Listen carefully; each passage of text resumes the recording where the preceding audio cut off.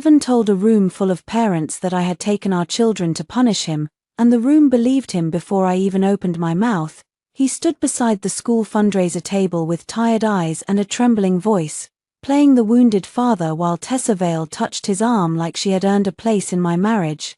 I did not shout, did not cry, and did not defend myself with empty words. I reached into my coat pocket and touched my phone. The voicemail was still there, his voice, his anger. His exact words from the night he ordered me to take Noah and Lily and leave. Evan looked at me across the crowded school lobby, certain I would stay silent because I always had. This time, my brothers were standing behind me, and silence was no longer protecting anyone. Evan did not throw a plate that night. That was the detail everyone kept missing later. When they asked why I left, they wanted a broken window, a bruise, a police report, something simple enough to fit inside one sentence. They wanted the kind of violence that made leaving obvious, but Evan's cruelty had always been careful. He knew how to stand just far enough away that no one could say he cornered me. He knew how to lower his voice when the neighbors might hear. He knew how to make every wound sound like a misunderstanding. That night, he stood in the middle of our living room wearing the navy sweater I had bought him for Christmas, and he looked at me like I was a stain on the floor. "You are exhausting," he said. I was standing beside the couch with Lily's pink blanket in my hand. She had left it downstairs after falling asleep during a movie. Noah's science project board leaned against the wall by the entryway, half finished, with little paper planets taped to the corner. It was 11:42 p.m. I remembered the time because I had looked at the oven clock when Evan came home. He was supposed to be back by 8. He had missed dinner again. He had missed Noah showing him the model Saturn he had made out of foam and gold paint. He had missed Lily waiting at the window until her eyes drooped when he finally walked in. He smelled like winter air, expensive cologne, and wine. "Where were you?" I asked. I had kept my voice quiet. I was not looking for a fight. I was tired in that deep, bone-heavy way mothers get tired when they have held too many small disasters together with tape and calm voices. Evan tossed his keys into the ceramic bowl by the door. They hit the side hard enough to chip it. "Do not start." "I'm not starting. I texted you 4 times. I was at a client dinner. You said the dinner ended at 8. He looked at me then, slow and cold. "Do you hear yourself?" I should have stopped. In the old version of our marriage, I would have stopped. I would have swallowed the question, picked up his keys, pretended the chip in the bowl had always been there, and told myself it was better not to upset the house at night. But that day had been long. Lily had cried because Evan promised to read her library book and forgot. Noah had asked if Dad liked Tessa's son more because Evan had shown up at Mason Vale's soccer game the weekend before but missed Noah's robotics showcase. So I said, "The kids notice." Evan, his face tightened. There it was, the forbidden line. I could ask about money, I could ask about schedules. I could even ask about Tessa if I phrased it like a joke and let him laugh at me, but I was not allowed to say the children were hurt. He walked past me into the kitchen and opened the refrigerator. He stared into it without taking anything out. "You have trained them to be needy," he said. My hand closed around Lily's blanket. "They are 7 and 4. They are old enough to understand I work. They understand you show up when it matters to other people." The refrigerator door slammed. Upstairs, a floorboard creaked. My whole body went still. Evan heard it too. His eyes flicked toward the ceiling, then back to me. A normal father might have stopped. A normal father might have remembered that 2 children were sleeping above us and lowered the temperature of the room. Evan smiled without warmth. "Great," he said. "Wake them up. Make me the villain in front of them. That is what you want anyway. I want you to stop disappearing from your own family." "No," he pointed at me. "You want control." The word was one of his favorites. Control. Dramatic, sensitive, unstable. He had a shelf full of labels for me, and he pulled them down whenever I got too close to the truth. "I want consistency," I said. "You want me trapped." I almost laughed. It came up like a cough, sharp and bitter. "Trapped in the house where I handle your laundry, your children's school forms, your mother's prescriptions, your client gifts, your schedule, your meals, and the mortgage reminders." His jaw flexed. "You love listing things. You think keeping score makes you noble. I think pretending none of it exists makes you cruel." That was when Lily appeared on the stairs. She was barefoot, hair stuck to one cheek, pink pajamas twisted at the collar, her eyes were wide, not fully awake but frightened enough to understand tone before words. "Mommy," I turned at once. "It's okay, baby." Evan exhaled hard and dragged a hand over his face, as if Lily's fear inconvenienced him. Noah came behind her, clutching the railing. He had always been careful, my Noah. Even when scared, he checked on his sister first. "Are you fighting?" he asked. "No," Evan said. "Yes," I said at the same time. The room froze around the difference. Noah looked between us. Lily started down the stairs, and I moved toward her, but Evan spoke first. "You know what?" His voice changed, it got quieter, which somehow made it worse. "If I am such a terrible father and husband, why are you still here?" "Evan," I said. "No, really. You have been standing here building your case like some martyr. So go." Lily reached the bottom step and grabbed my pajama sleeve. "Go," I repeated. Evan spread his arms. "Take the kids and leave. Isn't that what you want? Go run to your brothers and tell them how awful I am. Take them. Take everything. I am done being punished in my own house." Noah flinched. My first instinct was to cover his ears, which was ridiculous because the words had already landed. "Do not say that in front of them." I said. "Why not? You already made them your audience." "They are not an audience. They are our children." "Then act like it." He stepped toward the entryway and grabbed his coat from the hook. "I am leaving before I say something worse." He opened the front door. Cold air poured into the living room. Lily began to cry. "Evan, stop," I said. He looked back once. His face was pale with rage. "No, Mara, you stop. Take the kids and get out if I make you so miserable." Then he slammed the door hard enough to shake the glass. For a few seconds, the house was filled with the sound of Lily crying and the fading rumble of Evan's car starting outside. Noah whispered, "Are we getting kicked out?" The question split something in me. I knelt in front of him. "No one gets to kick you out of anywhere, sweetheart." "But Dad said." I know what he said. Lily wrapped both arms around my neck. "I don't want to go outside." "We are not going outside right this second." I pulled her close. "We are going to put on warm clothes. We are going to call Uncle Jonah. We are going to be safe." My voice sounded calm. I do not know how. Inside, I was shaking so hard I could barely feel my fingers. Then my phone lit up on the coffee table. Evan, for one stupid second, hope moved through me. Maybe he had realized what he had done. Maybe he would say he was coming back. Maybe he would ask if the kids were okay. I did not answer. The call rang until voicemail. A minute later, the notification appeared. One new voicemail. I stared at it. Noah wiped his face with his sleeve. "Is that Dad?" "Yes." "What did he say?" "I am going to listen first." I stepped into the kitchen, close enough to see them, far enough that the speaker would not carry. Clearly, my thumb hovered over the message. Something in me, some small survival instinct that had been waiting years to be useful, told me not to delete it. I pressed play. Evan's voice filled my ear, low and furious. "Do not sit there crying like I abandoned you. You wanted this. Take the kids and leave. I mean it. I cannot breathe with you in that house anymore. Go to Caleb, go to Jonah. Tell them whatever story makes you feel holy. Just be gone when I get back, and do not use the kids to make me feel guilty. You already turned them against me." The message ended. I stood in my kitchen, staring at the refrigerator covered in school art and dentist appointment cards, and I understood something with painful clarity. He had given me permission to stop pretending. Not legal permission, not moral permission, something deeper. He had said out loud what had lived under the floorboards of our marriage for years. He did not want peace, he wanted obedience, and when obedience failed, he wanted us gone. I saved the voicemail, then I forwarded it to my email, then to a private cloud folder Caleb had set up for family photos years ago. My hands were shaking, but they moved quickly. I took pictures of the living room, the chipped key bowl, the crooked family photo Evan had knocked when he grabbed his coat, Lily's blanket on the floor, the oven clock 11:58 p.m. Then I called Jonah. He answered on the second ring, voice thick with sleep. "Mara, I need you." He was awake instantly. "Where are you?" "At home." "Is he there?" "No, he left." A silence. Then, carefully, "Did he hurt you?" I looked into the living room. Noah was sitting on the bottom stair with Lily pressed against his side. He had one arm around her, too serious for a 9-year-old. "He told us to leave," I said. Jonah did not ask me if I was sure. He did not ask what I had done to make Evan angry. He did not tell me to calm down, he said.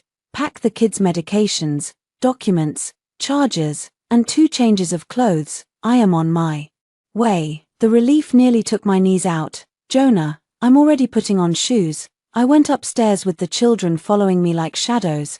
In our bedroom, Evan's side of the bed was still perfectly made because he had not slept beside me in any real way for months. He came home, lay down, scrolled his phone, turned away, and treated my loneliness like a personal flaw. I pulled the small fireproof document box from the closet shelf.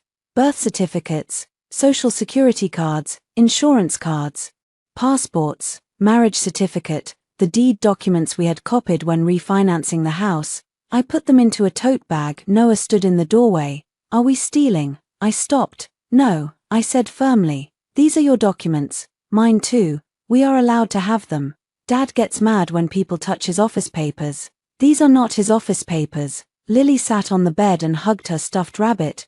Can Bunny come? Yes, baby. Bunny comes. I packed inhalers, Lily's allergy medicine, Noah's retainer case, school tablets, chargers, underwear, socks, and the blue sweater Lily wore when she needed comfort. I moved like someone cleaning up after a flood before the water reached the electrical outlets downstairs. Headlights swept across the front windows. Noah stiffened. Dad, I checked my phone. Jonah's text appeared. Outside, it's Uncle Jonah. When I opened the door, my brother was already on the porch. He wore sweatpants, boots, and a grey hoodie under an old work jacket. His hair was flattened on one side. His eyes moved over my face, then the children, then the bags. He did not step inside without asking. That was Jonah, protective, not possessive. Can I come in? I nodded. Lily ran to him. He crouched and caught her gently. Hey, Firefly, Daddy yelled. She whispered. Jonah's face changed, but his voice stayed soft. I know, you are safe now. Noah tried to stand straight. I can carry my backpack. Jonah put a hand on his shoulder. I know you can. You do not have to be the grown-up tonight. Noah's mouth trembled. I looked away because if I watched my son try not to cry, I would break, and there was still too much to do. Jonah helped me load the car. Before I locked the door, I stood in the entryway and looked back. The house was beautiful from that angle. We had painted the walls warm white after Lily was born. The staircase garland from last Christmas was still in a storage box under the bench because I had never found time to reorganize. The family photo above the console showed all 4 of us at the beach, Evan smiling with one arm around me, Noah missing a front tooth, Lily asleep against my chest. A good life. If you only glanced. A locked room. If you lived inside it. My phone buzzed again. Evan, this time it was a text. Do not make a production out of this. I looked at the children buckled into Jonah's back seat. Lily had already cried herself silent. Noah stared at the house like he was trying to memorize the exact shape of a disaster. I typed nothing back. Instead, I turned off shared location. Then I locked the door and walked to Jonah's car. We drove away at 12:31 a.m. I watched the marital home shrink in the side mirror. My phone lay in my lap, heavy with the voicemail that would later split my life into before and after. At the time, I thought the worst part had already happened. I was wrong. By 8 the next morning, Evan had sent a message to our family group chat. Mara took the kids last night to hurt me. I do not know where they are. Please pray she starts thinking about what is best for them instead of punishing me. I read it in Caleb's kitchen while Lily ate dry cereal from a mug and Noah sat beside her wearing yesterday's shirt. My sister-in-law, June, covered her mouth. Jonah swore under his breath. Caleb, who had arrived before dawn after Jonah called him, stood very still by the sink. Mara, he said carefully, tell me you kept the voicemail. I looked down at Evan's message, then I looked at my 2 brothers. I kept everything. Caleb's jaw tightened. Good, he said, because he just started a war with the truth. Caleb's house had always smelled like coffee, cedar, and whatever bread June was trying to bake that week. That morning, it smelled like burnt toast and fear. June had tried to make breakfast for the kids. She was kind in practical ways. The kind of woman who could see a crisis and immediately ask whether anyone had eaten.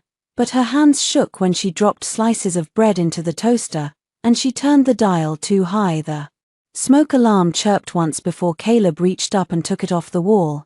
Lily laughed for the first time since we left home. It was tiny, barely there, But I held on to it. Uncle Caleb broke the beep, she said. I negotiated with the beep, Caleb told her. Noah did not laugh. He sat at the table with his shoulders hunched and his cereal untouched. His eyes kept moving to my phone.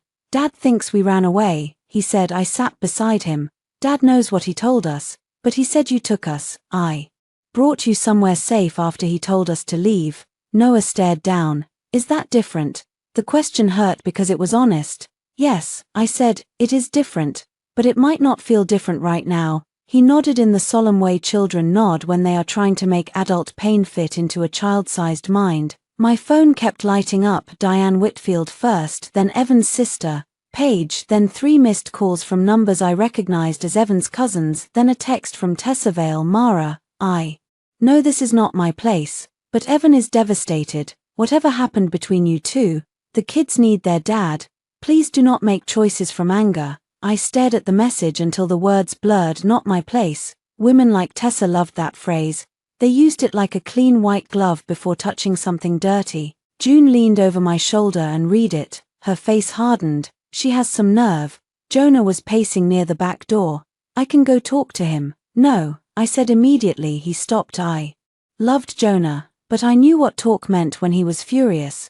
Jonah had been a paramedic for 12 years. He had seen men like Evan up close in emergency rooms and driveways and kitchens where women said they fell. My brother's anger was born from knowing too much. No one goes to him, I said. No one threatens him. No one gives him anything he can use. Caleb nodded. Mara is right.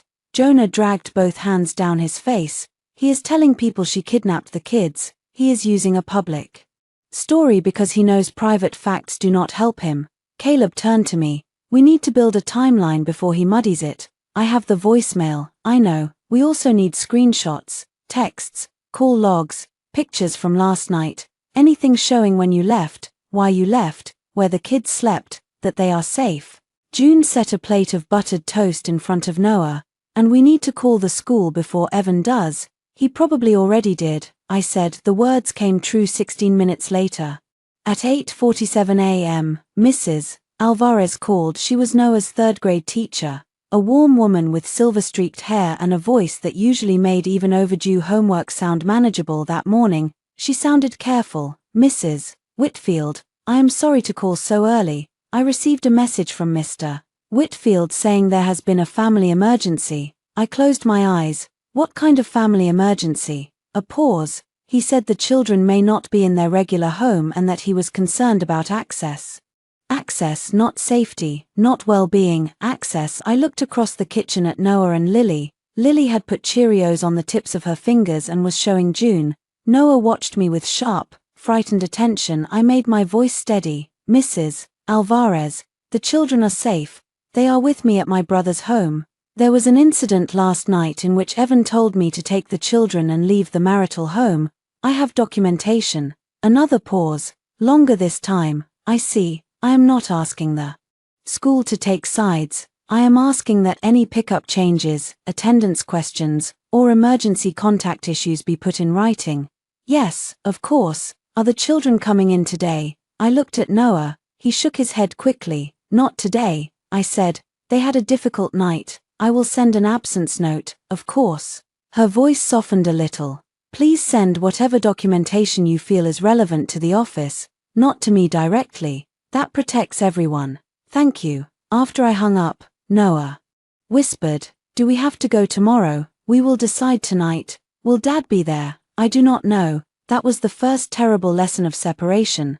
The truth rarely comforted children when the truth was uncertainty. Caleb opened his laptop on the kitchen island. Mara, forward me the voicemail. I hesitated, not because I did not trust him, because sending it felt like making the fracture official. As long as it was just on my phone, maybe it was a private wound. Once Caleb had it, it became evidence. Evidence meant I believed I would need protection from my own husband. Caleb saw my face and softened. I will not share it without your permission. I know. I will make a copy preserving the metadata. If Evan claims you edited it, we will be ready. Jonah stopped pacing. Can he claim that? He can claim anything, Caleb said.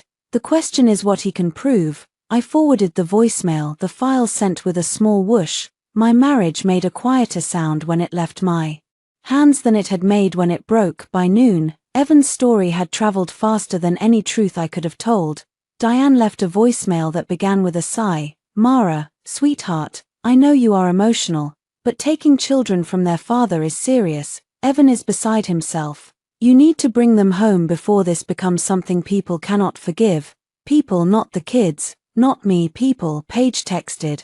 I am not judging, but Mom says Evan has been crying all morning. This is not like you. Evan's cousin Mark wrote, whatever your issues are, using kids as weapons is low. I screenshot everything at 2. Evan finally texted me directly. I want to see my children. I stared at the word my, not our my. I typed back slowly. The children are safe. They are shaken from last night. We can arrange a calm call later today if you agree not to discuss adult conflict with them. His reply came almost instantly. You do not get to set rules after kidnapping them. I saved it. Then I wrote, I did not kidnap them. You told us to leave. I have your voicemail for 7 minutes. Nothing. Then the typing bubble appeared, disappeared, appeared again. Finally, he wrote, do not threaten me. I almost laughed. A tired, humorless sound escaped before I could stop it. Jonah looked over. What? He thinks the truth is a threat. Caleb did not look up from his laptop. To men like Evan, it is. At 3:30, I took the children to the school office to pick up homework packets. I almost did not go. June offered to do it, but I needed the school to see me calm. Present, not hiding, not unstable, not the woman Evan was inventing. Noah wore a hoodie with a dinosaur on it. Lily refused to let go of Bunny, so I let her bring it. The elementary school parking lot was crowded with pickup traffic. Minivans idled.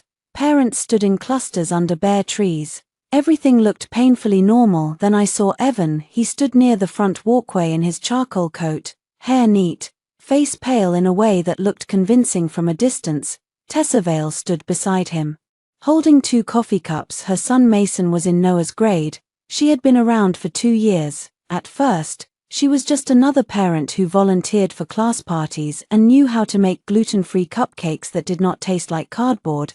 Then Evan started mentioning her too often. Tessa said the school auction software is a mess. Tessa thinks Noah would like soccer more if he joined Mason's team. Tessa understands how demanding work can be. Tessa. Now she stood close enough that their sleeves touched. When Evan saw me, his expression changed. Relief first, then pain, then accusation. It was like watching an actor find his light. He walked toward me. Noah moved behind my side. That tiny movement did not escape Evan. His eyes flicked down. Something angry flashed there before he replaced it with wounded softness. Buddy, he said, come here. Noah did not move. Evan looked at me. What did you say to him? I kept my voice low. This is not the place. You made it the place. When you took them, a few parents glanced over. Tessa stepped forward, her face arranged into concern. Maybe we should all calm down. I did not look at her. This is between me and my husband. Evan gave a short laugh. Your husband? That is Rich. Noah's fingers dug into my coat. I looked at Evan. You can speak to the children after dinner by video call if you can stay calm. If I can stay calm. His voice rose. You disappear with my kids and now I have to pass a behavior test. More parents turned. Mrs. Alvarez appeared near the office door. Her expression was unreadable, but she was watching. I felt heat crawl up my neck. Shame wanted to do what shame had always done. It wanted to make me smaller so the moment would end. Instead, I reached into my bag and pulled out my phone. Evan's eyes dropped to it. His face changed so slightly that only someone who had studied him for 12 years would notice. Fear, not regret, not concern. Fear. I did not play the voicemail. Not there, not in front of the kids, not in a school parking lot where Noah and Lily would have to hear their father's voice telling them to leave. I simply held the phone and said, do not rewrite last night in front of them. His mouth tightened. Tessa looked between us. Evan. He stepped back. For the first time all day, he stopped performing. I took the homework packets from the office and walked back to the car. Noah climbed in silently. Lily hugged Bunny so hard one of the ears bent backward as I buckled her seatbelt. She asked, is Daddy mad because we went to Uncle Caleb's? No, I said. Daddy is responsible for Daddy's feelings. It was the kind of sentence I wished someone had taught me before I married him. When we got back to Caleb's, There was an email waiting from Evan. Subject: temporary parenting arrangement. Attached was a PDF from a law office. I did not recognize. Mara, since you have chosen to remove the children from their home, I am asking you to sign the attached agreement by tomorrow at noon so we can avoid unnecessary escalation. The words blurred after that. Caleb read over my shoulder, his face darkened. Do not open that without a lawyer. I do not have a lawyer. You do now, June said from the doorway. I turned. She held out a business card. Rachel Morgan, family law. June's mouth pressed into a thin line. She helped my cousin when her ex tried something ugly with custody. Call her tonight. I took the card. Evan had sold his story first. He had counted on speed, shame, and my old habit of silence, but for the first time in our marriage, I was not the only one keeping records, and the file he wanted me to sign was about to teach me exactly how far he planned to go. Rachel Morgan's office sat above a bakery and smelled faintly of paper, lemon polish, and cinnamon rolls. It should have been comforting. Instead, I sat in a leather chair with Evan's proposed agreement on the table between us, feeling like someone had placed a trap under glass and asked me to admire the craftsmanship. Rachel was in her late 40s, with dark cropped hair and reading glasses on a silver chain. She had the calmest voice I had ever heard from a woman who spent her days dealing with people at their worst. She turned pages with a red pen in hand. Across from me, Jonah sat with his arms folded so tightly his knuckles had gone white. Caleb sat beside him, laptop open, the voicemail file already copied into 3 folders with labels that looked painfully official. Rachel read for several minutes without speaking. That silence scared me more than anger would have. Finally, she tapped the first page. Did his attorney draft this? That is what the email implied, I said. It is aggressive. Jonah leaned forward. Aggressive how? Rachel slid the agreement toward us. On the surface, it says temporary parenting arrangement. In practice, it asks Mara to admit she removed the children from the marital home without cause. It gives Evan immediate make-up parenting time, unrestricted access to school and medical decisions, and language suggesting parental alienation. My stomach sank. Parental alienation, I repeated. Rachel looked at me. That phrase does not appear by accident. Caleb's jaw tightened. He is laying groundwork. Yes. Rachel turned another page. This clause says both parties agree not to expose the children to disparaging statements. Good in theory, but paired with this sentence here, it implies that Mara has already done so. I haven't, I said quickly. Too quickly. Rachel's eyes softened. I believe you. The court will need documentation. I hated how small that made the truth feel. In real life, truth was huge. It filled rooms. It sat on your chest at night. It changed the way children looked at staircases and doors. On paper, truth needed exhibits. Rachel picked up another page. This part gives him alternating weeks immediately. Jonah sat up. He screamed at them and told them to leave. Rachel looked at him. And if Mara signs this, he will argue that she agreed there was no safety concern. I stared at the signature line. My name was typed beneath it. Mara Whitfield, not Mara Reed, not Mara, who had held Lily through an asthma attack while Evan slept through 14 missed calls, not Mara, who had attended every parent-teacher conference alone, just a name waiting to be turned into consent. I almost signed it, I said. The room went still. Rachel did not scold me. That made it worse. Why? She asked gently. Because he said signing would avoid escalation. Because I thought if I looked reasonable, he might stop telling people I kidnapped them. I swallowed. Because part of me still thinks I can make him calm down if I give him the right thing. Jonah cursed under his breath. Caleb closed his laptop halfway. Mara, I know, but knowing did not erase 12 years of training. Evan had trained me to believe peace was something I purchased with pieces of myself. A quiet dinner cost an apology I did not owe.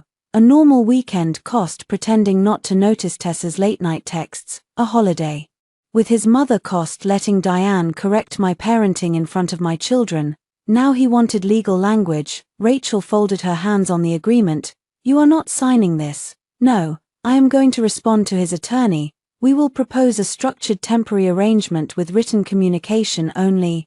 No adult conflict discussed with the children, school pickup rules, and a step-up schedule if needed. What does step-up mean? I asked. It means he does not go from screaming at them 1 night to claiming full access without demonstrating stability. My eyes burned. Someone was using words for my children's protection instead of against me. Rachel turned to Caleb. You said there is a voicemail. Caleb opened the laptop again. Yes, original file from her phone, forwarded shortly after midnight. I also preserved the email header from when she sent it to herself. I can provide a copy, but I would prefer to keep the original chain intact. Rachel's eyebrows lifted slightly. What do you do? Audio production, podcasts, mostly, some forensic cleanup for legal teams, though I am not testifying as an expert unless needed. For now, just preserve, do not alter, do not enhance, do not clip. She looked at me. Have you listened to it since? Once. Did the children hear it? No. Good. We may need it, but we use it strategically. Jonah shifted. Why not just send it to everyone now? Because part of me wanted to. I wanted to send it to Diane, to Paige, to Mark with his low comment, to Tessa with her fake concern. I wanted to attach it to every lie Evan had told and write, here, choke on the truth. Rachel shook her head. Because public revenge can complicate custody if it looks like Mara is escalating.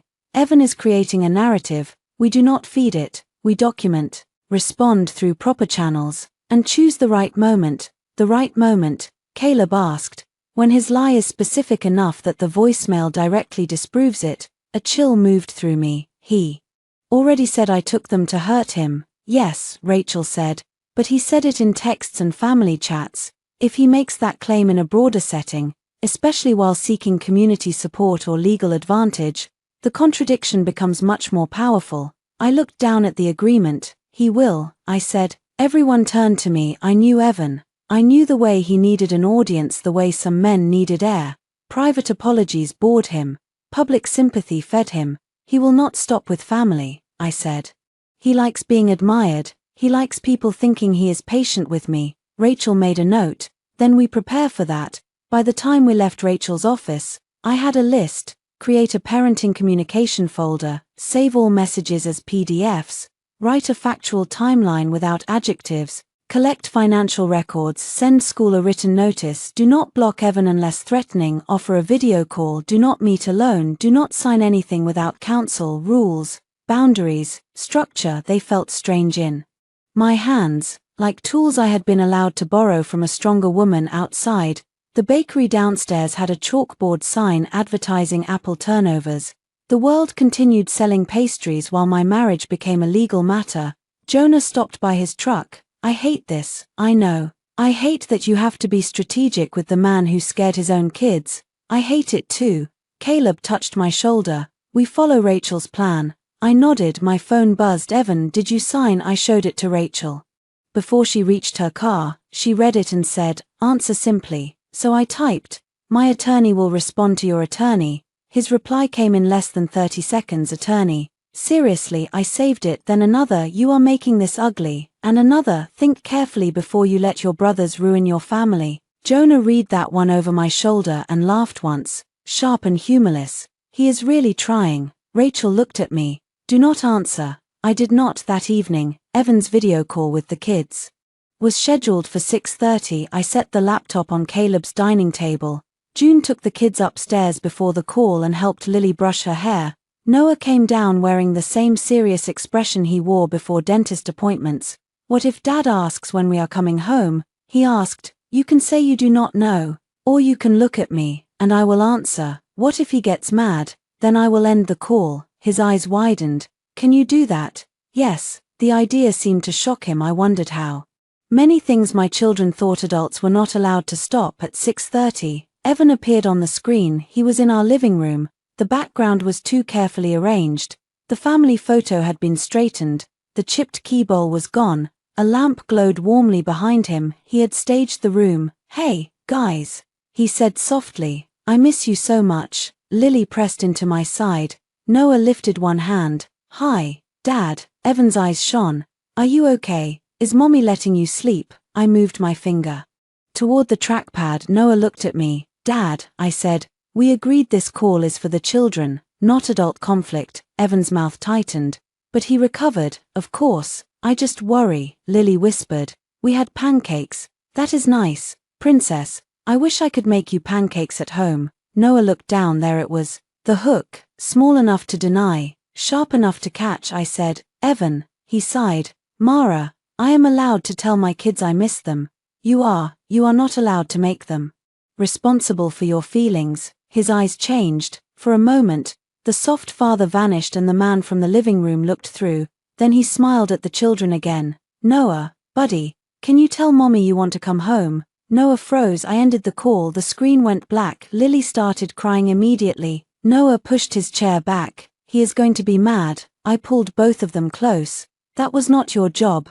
None of this is your job. My own hands shook, but I did not let go. After the kids went to bed, I wrote the incident down in the timeline. 6:34 p.m. Evan asked Noah to tell me he wanted to come home. I ended the call. I used Rachel's instructions. Facts, no adjectives, but in my head, adjectives screamed cruel, manipulative, familiar. At 9:12 p.m. Evan texted, you are proving my point. At 9:13 you are keeping them from me. At 9:14 everyone is going to see what you are. I stared at that last message for a long time, then I added it to the folder named evidence. The next morning, Rachel forwarded Evan's attorney a response rejecting the agreement. By noon, Diane called Caleb's house phone. I had forgotten he still had one. June answered, listened for 10 seconds, then held the receiver out like it had bitten her. It is Diane. She says if you will not talk privately, the family will talk together. I took the phone. Diane did not greet me. There will be dinner at my house Sunday, she said. You will come, bring the children, and we will settle this before lawyers destroy everything. No, a silence. What did you say? I said no, Mara. Do not be foolish. Evan has already suffered enough. I looked at the folder on Caleb's table, the agreement with teeth, the screenshots, the call log, the voicemail. No, I said again, he has not even started telling the truth. The first bill Evan had to pay himself was not large. That was what made his reaction so revealing. It was the after-school care charge for Noah and Lily, the one that came out of my personal checking account every month because Evan always said he would move money around later. Later never came. Later had become a place where my money went to die. Rachel asked for financial records, so I spent Friday morning at Caleb's dining table with bank statements spread around me like evidence from someone else's life.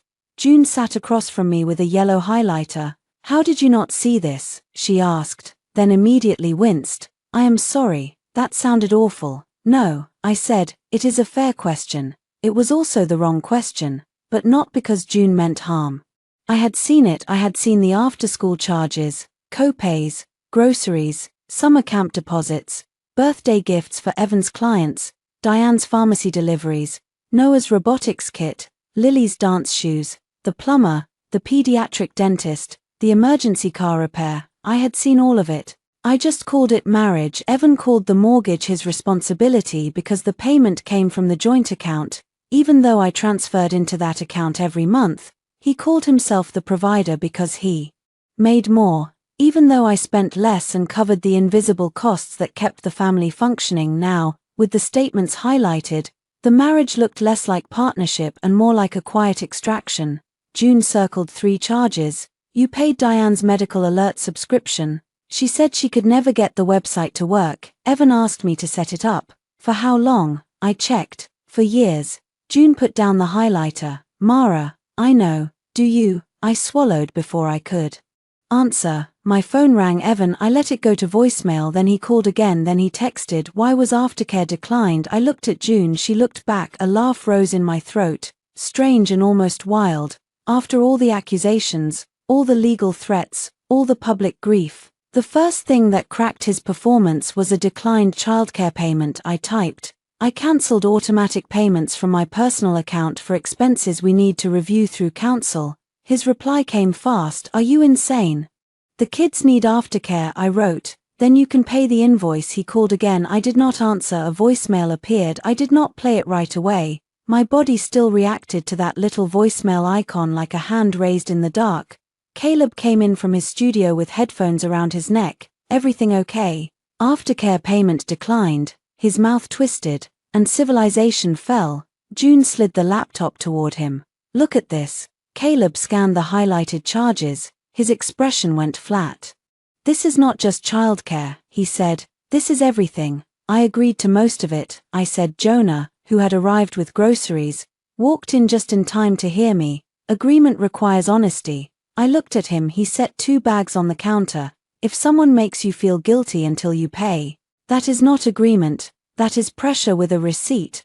My brothers were very good at saying things I was not ready to know. I played Evan's new voicemail on speaker. His voice was tight, controlled for the first 12 seconds. Mara, I do not know what game you are playing with the accounts, but you need to fix the aftercare payment today.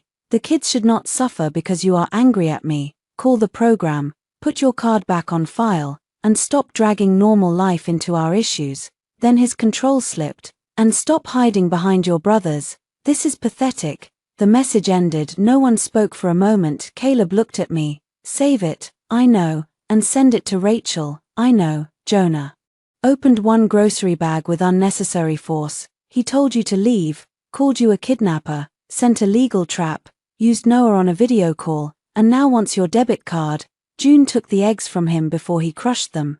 Put down the groceries. Jonah, he put down the groceries. I saved the voicemail. Then I called the aftercare program directly and asked them to send all invoices to both parents' emails. The woman in billing sounded confused.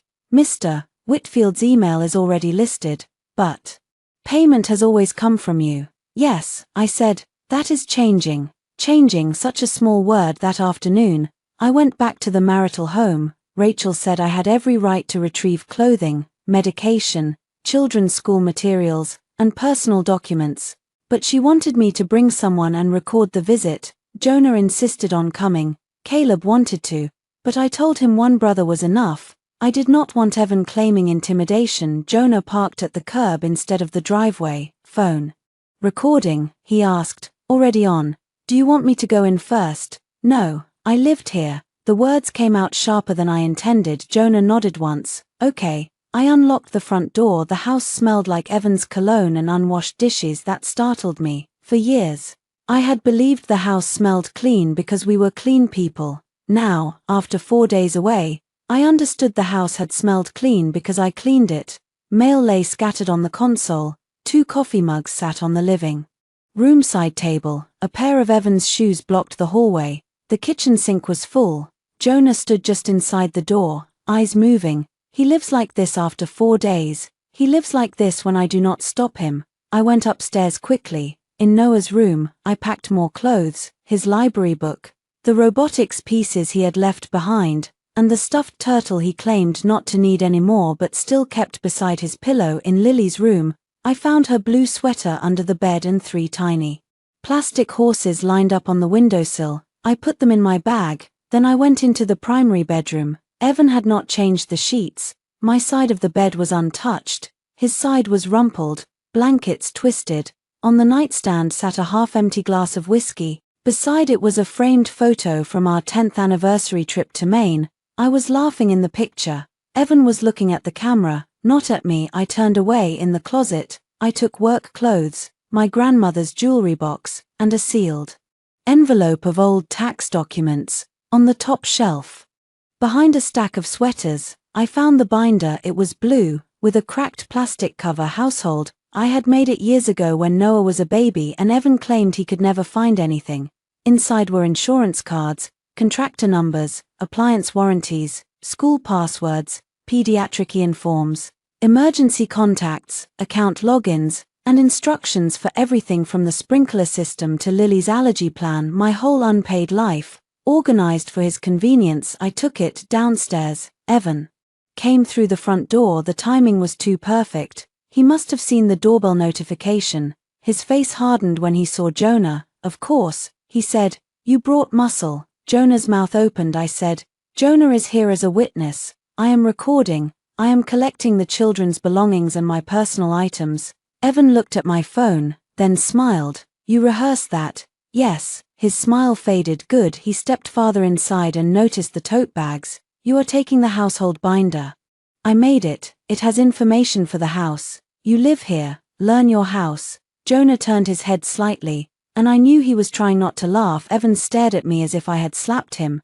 This is petty. No, I said. Petty was asking me to pay aftercare while accusing me of kidnapping. His eyes flicked to Jonah. Do you enjoy humiliating me in front of your family? You humiliated yourself when you lied to them. I did not lie. I reached into my coat pocket and touched my phone. Again, that flash of fear. He lowered his voice. Mara, you do not want to go down this road. I am already on it. You think a voicemail makes you innocent. No, I think it makes you audible. For 1 second, he looked almost unfamiliar, then he laughed softly. This is Caleb, isn't it? He always hated me. Caleb did not tell you to leave a voicemail. His face reddened. Jonah shifted beside me, but I held up one hand without looking. I did not need rescue. I needed witness. Evan stepped closer. You are going to regret turning this into a fight. I regret turning it into a marriage. The sentence surprised both of us. It came from somewhere deep and clean. Evan's mouth parted. For once, he had no immediate line. I picked up the tote bags. Jonah took the heavier one at the door. Evan said, if you walk out again, do not expect me to just take you back. I turned. The old Mara would have heard threat and felt panic. The old Mara would have imagined the children from a broken home. The bills, the whispers, the loneliness. The old Mara would have wondered how to soften him before he closed the door. But I had spent 4 nights in a house where no one slammed cabinets. I had watched Lily sleep through the night. I had seen Noah eat breakfast without checking the hallway, so I looked at my husband and said, that is the first kind thing you have offered me all week. Then I walked out that night. Evan paid the aftercare invoice. He sent me a screenshot as if expecting gratitude. I forwarded it to Rachel at 10:03 p.m. Diane texted, you have made your point. Come to Sunday dinner, alone. We need to discuss what kind of mother destroys her family over pride. I stared at the message, then another arrived. From Evan, Mom is right. Come Sunday, no lawyers, no brothers, no recordings. If you care about the kids, prove it. I showed Caleb. He read it twice. He wants you isolated. Yes. Are you going? I thought of Diane's dining room, the long table, the framed portraits, the way Evan's family performed concern like a courtroom. Then I thought of Rachel's warning, choose the right moment. I am going, I said. Jonah turned from the sink. Absolutely not. I am not going alone. Caleb's eyes narrowed. Mara, I lifted my phone. They said no recordings. I said, they did not say no witnesses. Evan chose the coffee shop where he had proposed to me. That was how I knew the apology was not real. Real remorse does not need set design. The place was called Millstone Coffee, a brick-walled cafe downtown with hanging plants, scratched wooden tables, and a chalkboard menu written by someone with beautiful handwriting. 12 years earlier, Evan had dropped to one knee near the window while strangers clapped, and I covered my mouth with both hands.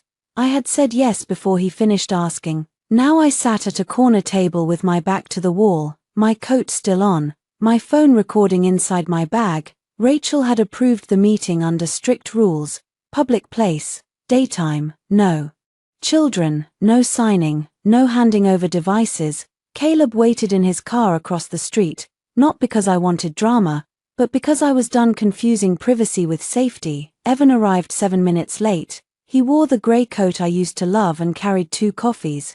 Mine was oat milk vanilla latte. He remembered when remembering served him. He set it down in front of me. I thought we could talk like adults. I did not touch the cup. We can talk. He sat. His eyes moved over my face, searching for softness. You look tired, he said. You look rehearsed. Pain flashed across his face, or something shaped like pain. Mara, say what you came to say. He leaned back. I came to apologize. I waited. He looked toward the window, then down at his hands. I should not have said what I said that night. My heart did something stupid. It leaned forward, not because I wanted him back, because some part of me still wanted the father of my children to recognize the damage. He continued. I was pushed past my limit. The leaning stopped. You were pushed. You know what I mean. I know what you said. His mouth tightened. I am trying to take responsibility. No, you are trying to share it. He exhaled. Fine. I should not have told you to leave. With the children. Yes, with the children. He looked annoyed now. As if accuracy was a petty demand. I said it in anger. People say things. Then why did you tell everyone I took them to hurt you? He looked at me for a long moment. Because that is how it felt. There it was, Evan's entire moral universe in one sentence. If he felt abandoned, then I had abandoned him. If he felt attacked, then I had attacked him. If he felt guilty, then I must have done something cruel enough to cause it. Your feelings are not evidence, I said. He gave a short laugh. That sounds like your lawyer. It sounds like me after finally hiring one. His eyes hardened, but he recovered. He reached across the table, palm up.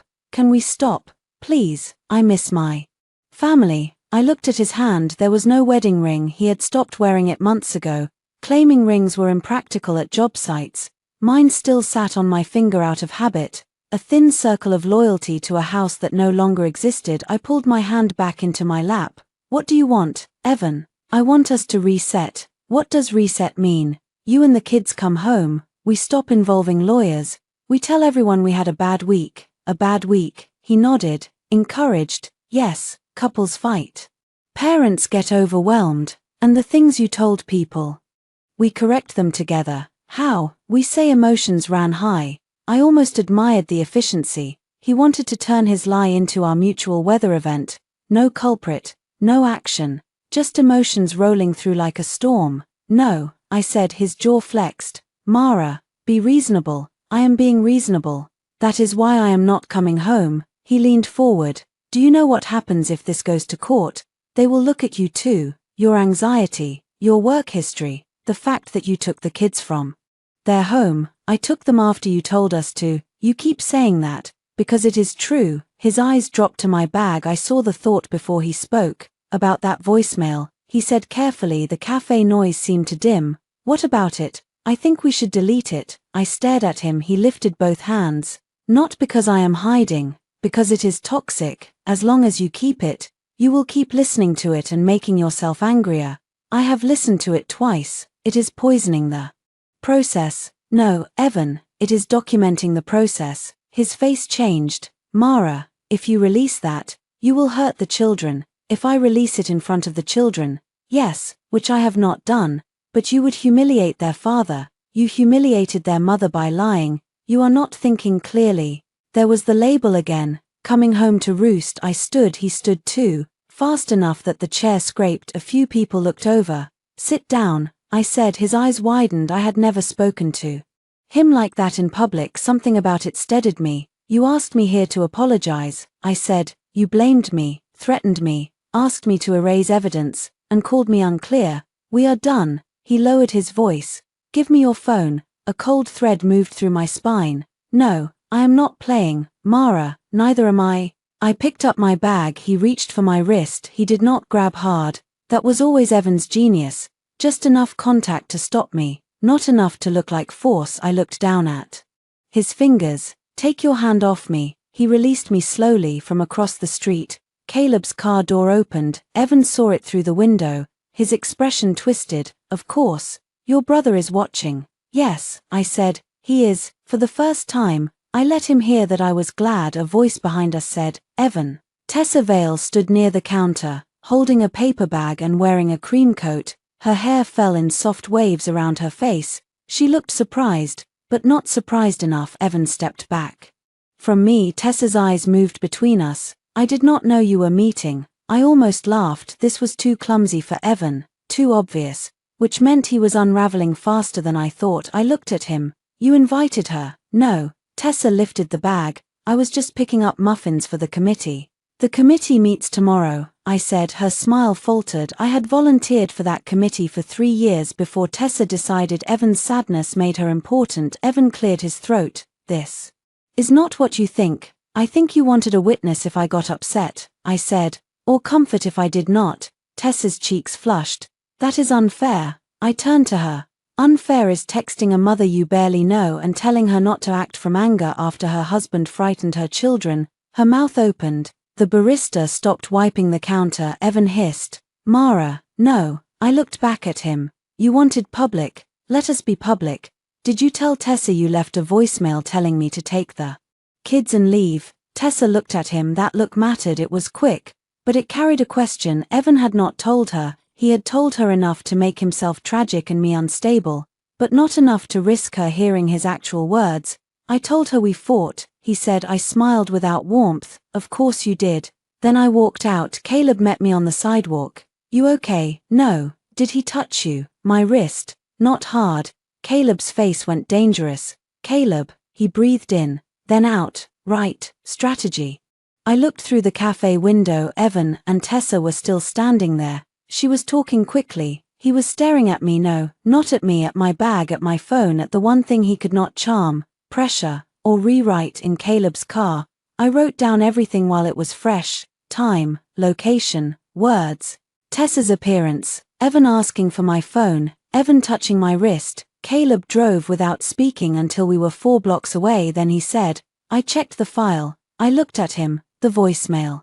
Metadata lines up, time received, duration, no edits. I made a preservation copy. If his lawyer wants to claim fabrication, they will regret it. My eyes filled unexpectedly. Caleb glanced over. Hey, I hate that I need that. I know. I hate that the best proof I am not lying is hearing him hurt us. His hands tightened on the steering wheel. That is not the best proof. It is just the proof he cannot talk over. When we got back to the house, Noah and Lily were making paper snowflakes with June. Lily ran to me with bits of white paper stuck in her hair. Mommy, look, mine is a spider snowflake. It is beautiful. Noah watched my face. Did Dad yell? No, not exactly. Did he say sorry? I sat beside him. Another trap of separation. Children asked simple questions that deserved truthful answers without adult poison. He said some sorry words, I said, but he also wanted things to go back without fixing what happened. Noah considered that, so not a real sorry. I touched his hair. That is a good way to say it. My phone buzzed. Tessa, I should not have stepped into your conversation today, but Mara, I have seen Evan hurting.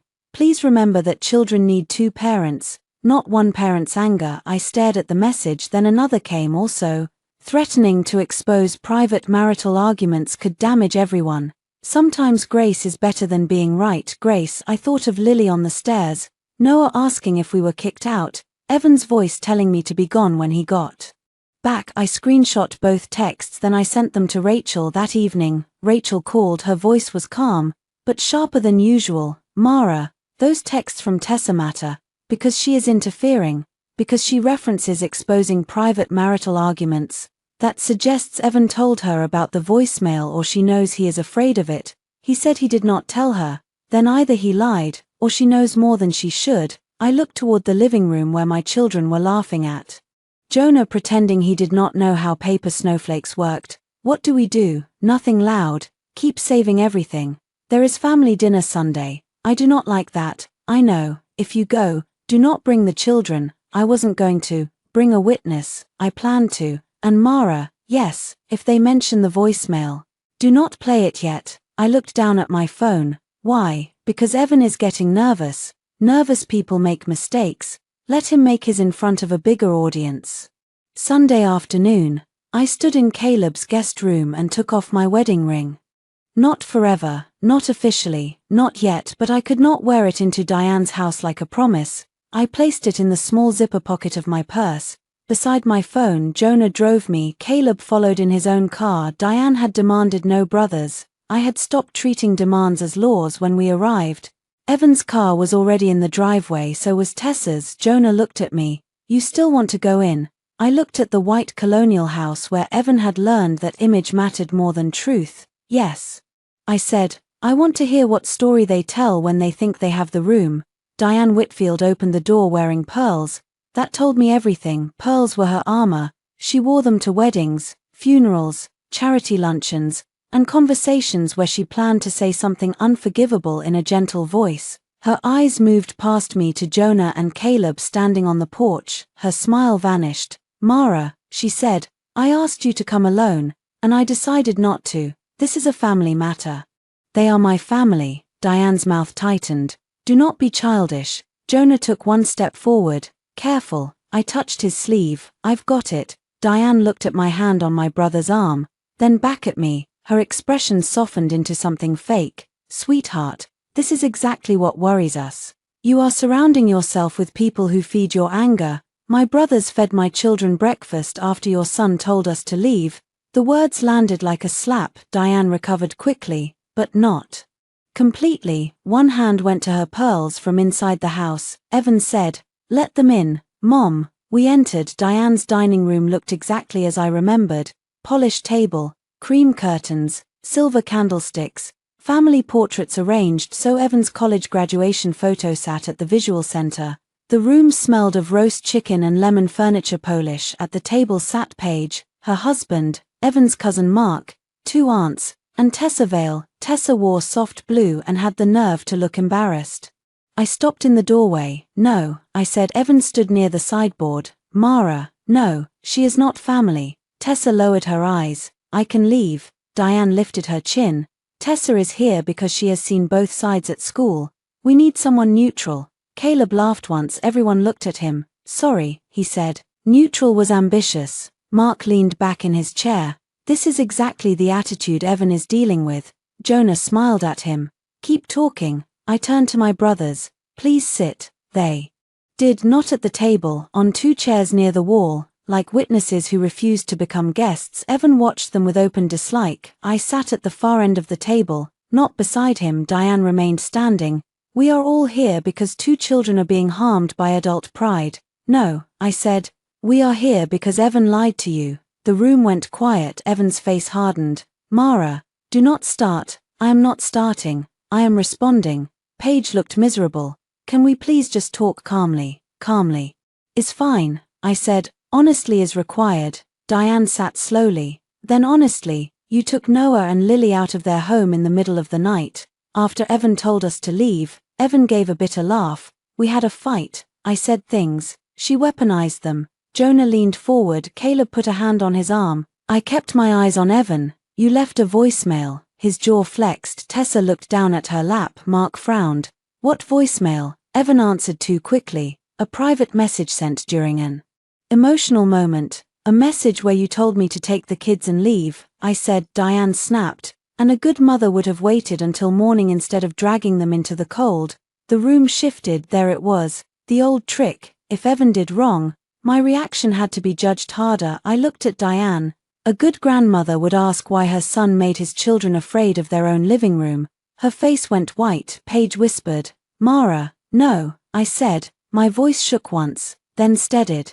"I have listened to all of you call me emotional, unstable, angry, prideful, and cruel. Not one of you has asked what Noah said when Evan slammed the door."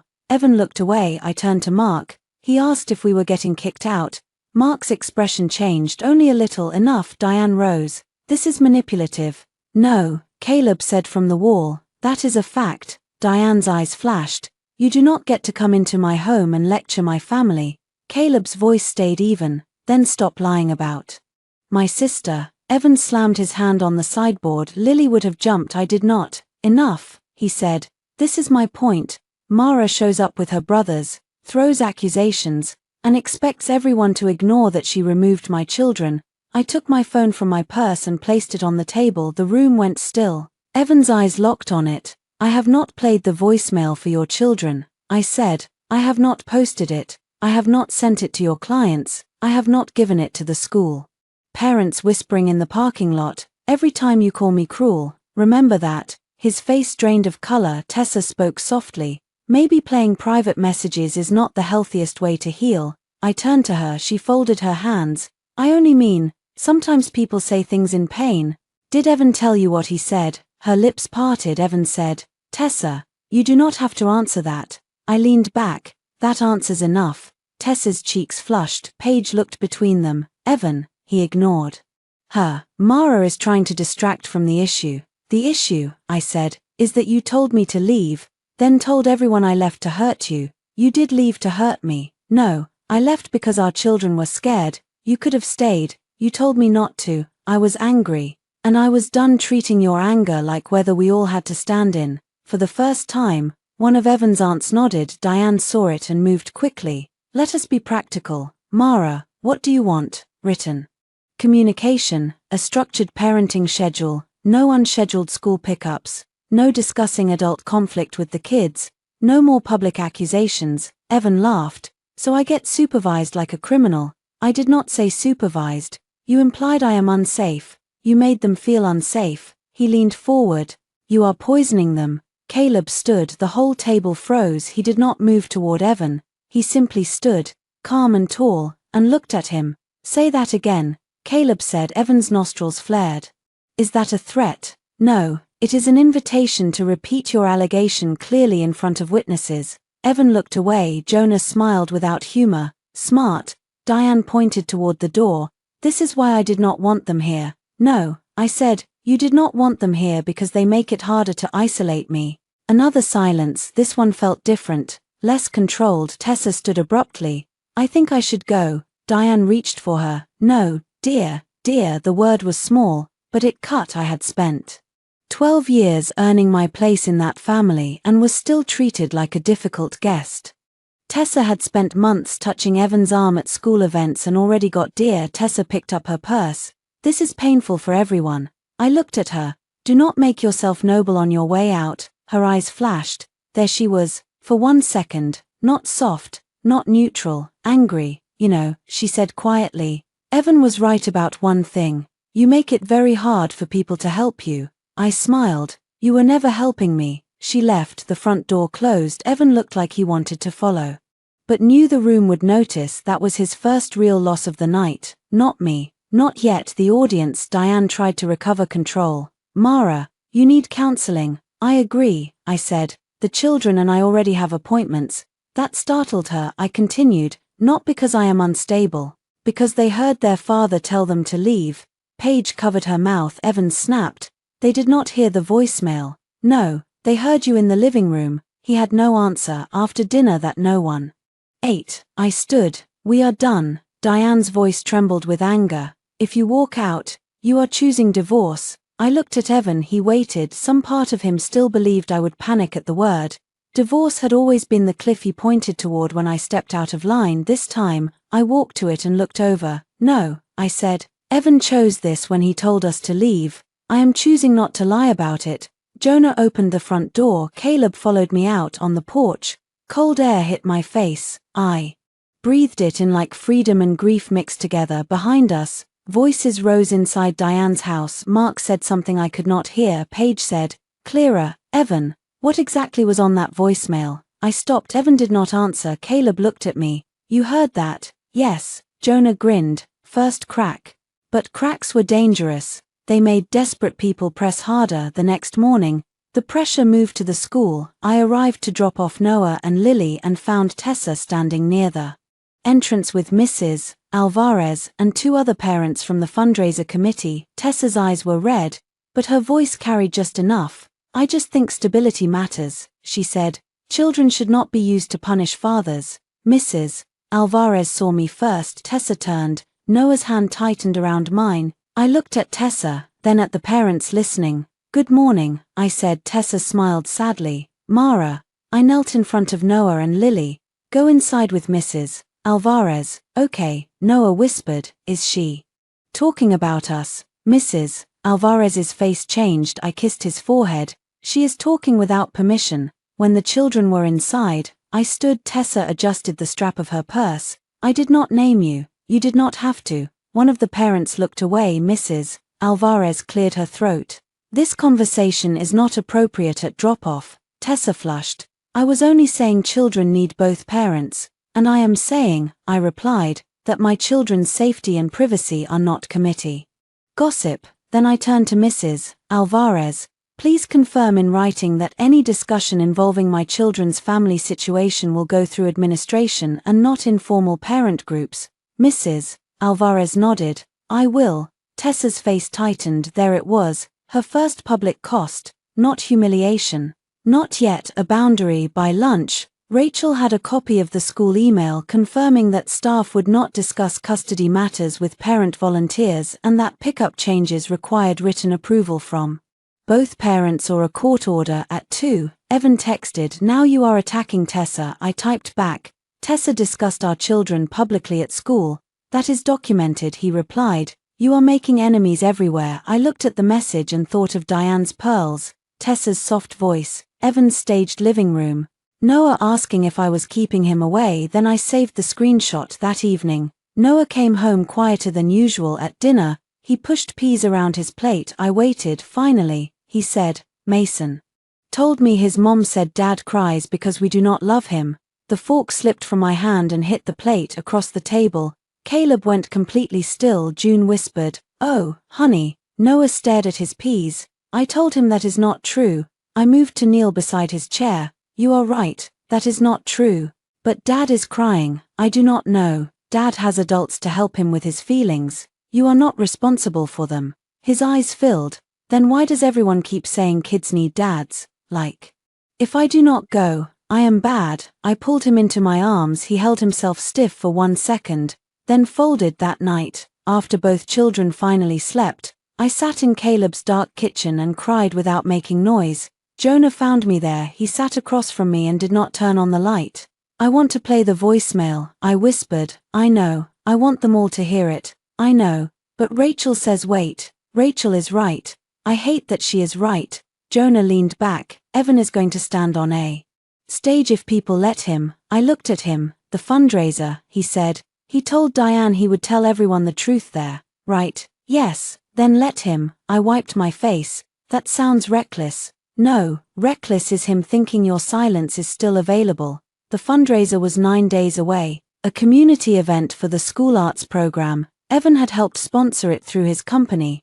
Tessa was on the committee. Diane had invited half her social circle. Evan loved rooms like that, warm lights, donor plaques, people who confused confidence with character. I looked toward the hallway where my children slept. If he wanted an audience, maybe he should have one, but this time, I would choose what the audience heard. The fundraiser committee meeting took place in the school library, where children's drawings of winter animals still hung from blue string across the windows. It should have been harmless. A dozen parents sat around pushed-together tables with laptops, coffee cups, sign-up sheets, and plastic bins of donated decorations.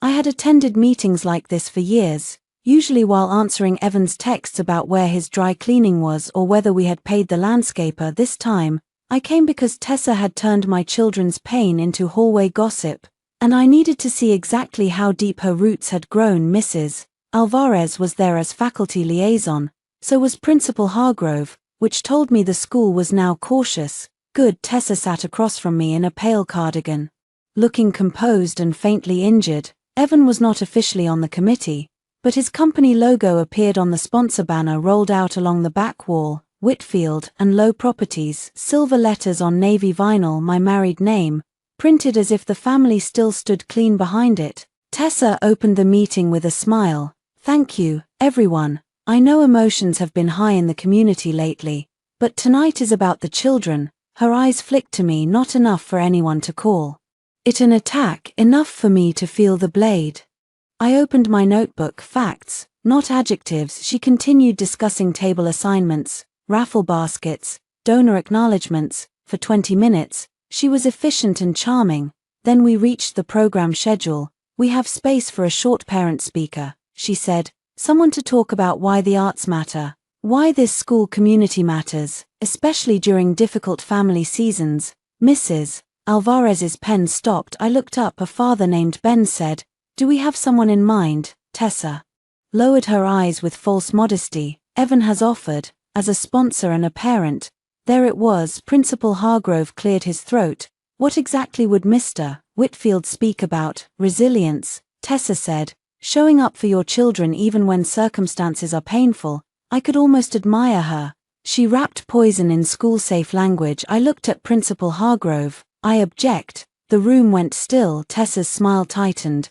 "Mara, this is not personal. It became personal when my children were discussed by other children after adult gossip reached them." A woman at the end of the table looked down. Tessa's cheeks colored. "I cannot control what children say, but you can control what you say near their parents." Principal Hargrove leaned forward. "Mrs. Whitfield, MS. Vale, I need to be clear. The school cannot allow a fundraiser to become a forum for a custody dispute." "Of course," Tessa said quickly. "No one wants that." "I do not believe that," I said. Tessa's eyes flashed for 1 second. The softness vanished again. "You know, Mara," she said, voice low but audible, "not every offer of support is an attack." "No," I said, "but yours usually are." Ben coughed into his hand. Principal Hargrove looked uncomfortable. "We will table the parent speaker decision."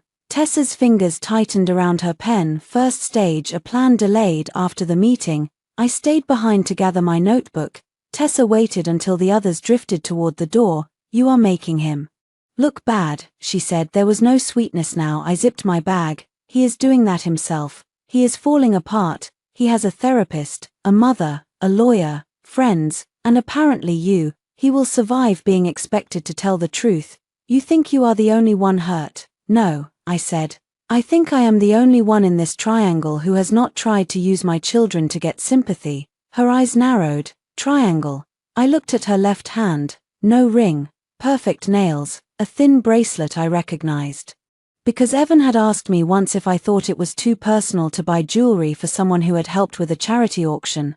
I had stared at him then, waiting for him to hear himself. He had not. You want my place, I said. Tessa laughed softly, but her throat moved. Your place, in the family photos, at the school table, beside Evan when he performs grief. You can have the seat. You cannot have my children as props. She stepped closer. Maybe if you had been kinder to him, he would not have needed so much support. There it was, open enough. I clicked my phone screen on inside my coat pocket, not recording the whole conversation.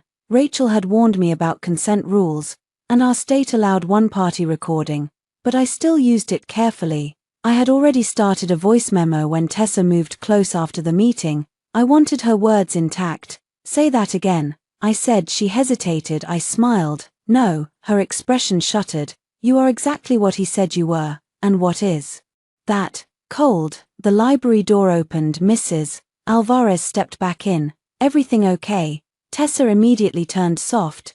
Yes, we were just talking. No, I said. Ms. Vale was telling me my husband needed support because I was not kind enough. Mrs. Alvarez's face changed. Tessa inhaled. That is not what I meant, but it is what you said. I picked up my bag and walked out. In the car, I saved the voice memo and wrote a note. Tessa stated Evan needed support because I was not kind enough. Mrs. Alvarez entered immediately after and heard my restatement. I sent it to Rachel. Her reply came 15 minutes later. Good. Do not engage further one-on-one. I almost smiled. Further one-on-one had never appealed to me less. 2 days later, Evan's attorney sent a new letter. Rachel forwarded it with a note. Do not panic. This is posturing. I opened the attachment anyway and panicked. Evan alleged I was restricting access, creating emotional distance between him and the children, refusing reasonable co-parenting communication, and involving third parties in marital conflict. Third parties meant my brothers. The letter requested immediate temporary orders granting Evan equal parenting time and prohibiting me from sharing private marital recordings with non-parties. There it was, the voicemail. He was not naming it because naming it gave it weight, but he wanted it locked away before anyone heard it. I called Rachel. He is trying to stop me from using it. He is trying to scare you into thinking evidence is misconduct. Can he can ask. We will respond that the recording is directly relevant to why you left and to his false claims. I pressed my fingers to my forehead. He is saying I am involving my brothers. Your brothers provided shelter and helped preserve evidence after a domestic incident. That is not misconduct. Domestic incident. I repeated. The phrase felt too large and too accurate. Rachel's voice gentled. Mara, what happened does not have to look like a movie to matter. I closed my eyes. Okay, we also have the school email, Tessa's messages, the attempted agreement, the video call notes, and the financial records. The voicemail is central, but it is not alone. Not alone. Neither was I. That Friday, Evan missed his scheduled video call. No warning, no message. Noah waited at the table with his hair combed and a Lego spaceship beside the laptop to show him at 6:45. I texted through the parenting email thread Rachel had set up. The children were available for the scheduled call at 6:30 p.m. You did not join. Please confirm whether you want to reschedule at 7:12. Evan replied, I had a work emergency. Unlike you, I have to keep a roof over their heads. Noah asked, is he coming? I looked at the blank laptop screen. No, sweetheart. Not tonight. He nodded like he had expected it. That hurt more than the crying. At 8, Evan posted on social media, a father's love does not disappear just because someone tries to block it. I will keep fighting for my kids. The post had a photo of him with Noah and Lily from the previous summer. My hands went cold, comments appeared quickly, stay strong, man, kids need their dad, praying for justice, some people weaponize children, disgusting. I screenshot everything, then I saw Tessa's comment, you are one of the most devoted fathers I know, the truth always comes out. I stared at that sentence until something inside me went quiet, the truth always comes out, fine, let it. Saturday morning, Noah refused soccer practice because Mason would be there. Lily had a stomachache that disappeared when June said they could stay home and make pancakes. Children did not always say fear, sometimes they wore it as a stomachache, sometimes as a forgotten cleat, sometimes as silence in the back seat. I emailed Rachel, this is affecting them socially now. She responded within an hour, document, also consider child therapist intake, it helps them and creates neutral observation. I scheduled the appointment. Evan texted 10 minutes after the confirmation hit the shared insurance portal. Therapy, are you trying to make me look abusive? I wrote back, the children need support. He replied, they need their father. I wrote, then act like one in ways that support them. No reply. That was another small cost. He had no audience inside a parenting email. Without an audience, his lines fell flat. Sunday afternoon, Diane called. I let it go to voicemail. Her voice arrived clipped and cold. Mara, people are starting to talk because you keep escalating. Evan is speaking at the fundraiser whether you like it or not. If you embarrass this family publicly, do not expect any of us to forgive you. I saved it, then I sent it to Rachel with the subject line, Diane voicemail re-fundraiser. Rachel replied, very useful. That word had become strangely comforting. Every insult, every threat, every smear could be turned from poison into proof. But proof did not make the days easy. On Monday, Lily cried before preschool because she did not want anyone to ask why Daddy was sad. I held her on Caleb's hallway floor while she sobbed into my sweater.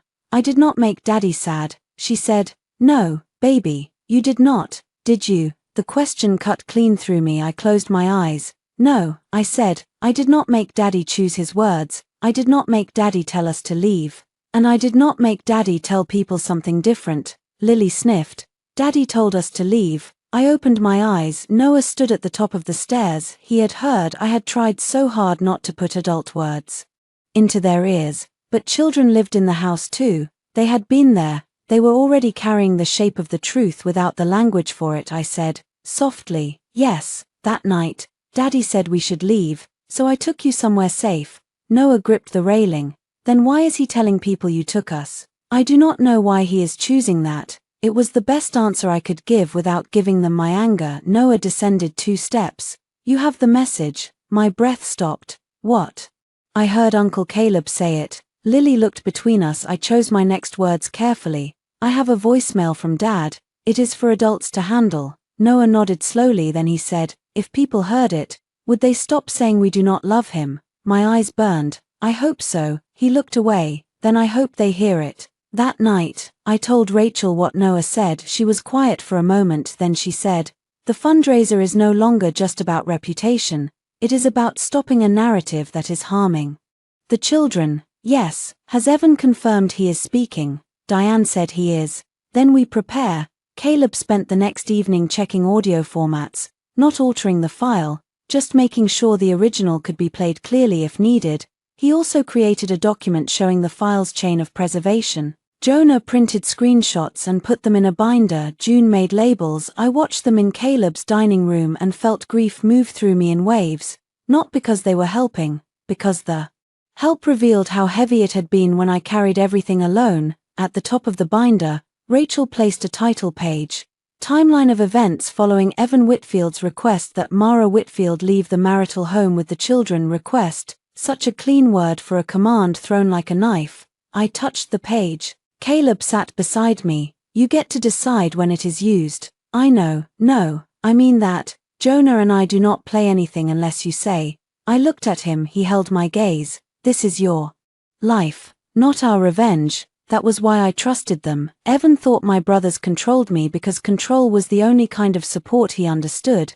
But real support gave me choices. On Thursday afternoon, the school sent the final fundraiser program, Parent Reflection, Evan Whitfield, sponsor, and father. My phone buzzed a moment later, a text from Evan. I am going to be honest, Saturday, Last chance to fix this privately. I stared at the message, then I typed, honesty would be a welcome change. He did not reply. The school pickup line was a river of impatient parents and brake lights. It should have been ordinary. I arrived at 3:05 p.m. on Friday, the day before the fundraiser, with Lily's booster seat still dusted with cracker crumbs and Noah's forgotten water bottle rolling around the passenger floor. The air smelled like rain and wet pavement. Teachers in reflective vests moved children toward cars with practiced efficiency. I was 3 cars from the front when my phone rang. School office. A cold feeling opened in my chest. Hello, Mrs. Whitfield. It was the receptionist, voice tight. We need you to park and come inside. What happened? The children are safe. Please come inside. That sentence was designed to calm parents. It did not calm me. I pulled into a visitor spot and walked fast without running. Through the glass doors, I saw Noah sitting in the office with Lily pressed against him. Mrs. Alvarez stood nearby. Principal Hargrove was speaking to someone out of sight then. I heard Evan's voice. I am their father. You cannot keep me from my children. My hand closed around the door handle. Inside, Evan stood at the counter in his work coat, face flushed. Tessa was not with him. For once, he had misjudged the stage. There were no soft-eyed supporters. Only school staff and 2 frightened children. Principal Hargrove saw me and looked relieved. Mrs. Whitfield. Evan turned. His expression shifted from anger to accusation. There she is. Noah's face crumpled with relief when he saw me, and that told me more than any statement could. I crossed to the children first. Hey, I said softly. You are okay. Lily reached for me. I picked her up even though she was getting too big, her legs wrapped around my waist. Evan stared. Unbelievable. I looked at Principal Hargrove. What happened? The principal adjusted his glasses. Mr. Whitfield came to pick up the children. Given the written instructions on file and the lack of agreed pickup change, we asked him to wait while we contacted you. Evan barked a laugh. Written instructions. I am on every form. You are, Principal Hargrove said, but we have also been instructed that custody arrangements are in active dispute and changes need to be documented. I am not a change. I am their father. Noah flinched. I turned to Evan. You were not scheduled for pickup today. I wanted to surprise them. After missing your video call, his eyes flashed. Principal Hargrove looked down at his notes. Good. Evan stepped closer. You are enjoying this? No, you love making me beg for scraps. Evan, Principal Hargrove warned, I want 5 minutes with my kids. No, I said. His face twisted. You hear that? She says no right in front of them. Lily buried her face in my neck. Mrs. Alvarez moved closer to Noah. Noah, why don't you and Lily come with me to the reading corner? Noah looked at me. I nodded. Go ahead. He took Lily's hand when I set her down. The sight of his small shoulders trying to shield her from his father made something inside me go cold and clear. When the children were out of earshot, I turned back to Evan. You do not get to create a scene at their school. He laughed. A scene? You mean a father trying to see his kids? You mean a man trying to force a pickup outside the agreement the day before he plans to publicly accuse me of keeping them away? Principal Hargrove looked sharply at Evan. Evan saw it and recalculated. His voice lowered. Mara, I came because I missed them, then show up for the scheduled calls. I had work. You had a social media post 10 minutes after the missed call. His mouth shut. I had the screenshot. Rachel had taught me the power of not mentioning evidence until necessary. But sometimes the hint was enough. Principal Hargrove cleared his throat. Mr. Whitfield, the children will leave with Mrs. Whitfield today. Future pickup arrangements need to be communicated in writing. Evan turned on him. You are taking her side. We are following procedure. This school is going to regret letting one unstable parent dictate access. There it was, unstable, said in front of a principal. I saw Principal Hargrove's expression close. Mara, he said, could you step into my office for a moment? Evan looked satisfied for half a second, thinking I was the one in trouble. Then Principal Hargrove turned to him. Mr. Whitfield, you may wait in the lobby while we document this incident. Evan's satisfaction died. Document? Yes, I did nothing wrong. Principal Hargrove's voice cooled. Then documentation should not concern you. I almost smiled. Almost in the office, I sat while Principal Hargrove wrote an incident report. Mrs. Alvarez brought the children in through a side door, away from Evan. Noah sat beside me, very still. Principal Hargrove looked at him gently. Noah, you are not in trouble. Noah nodded but did not speak. Lily clutched Bunny. I signed the report.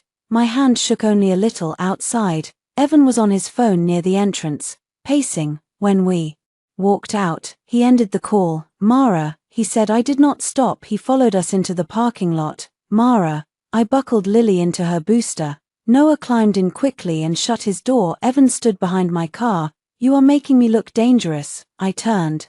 You did that when you came to school angry and demanded an unscheduled pickup. I demanded my children. No, you demanded control. He stepped closer. You better be very careful tomorrow. A woman getting into a minivan 2 spaces away slowed. I raised my voice just enough. Are you threatening me at school? He looked at the woman. No, he said quickly. Then move away from my car. His face reddened, but he moved. I got into the driver's seat and locked the doors. Noah whispered. He was mad. Yes. Is he going to tell people tomorrow?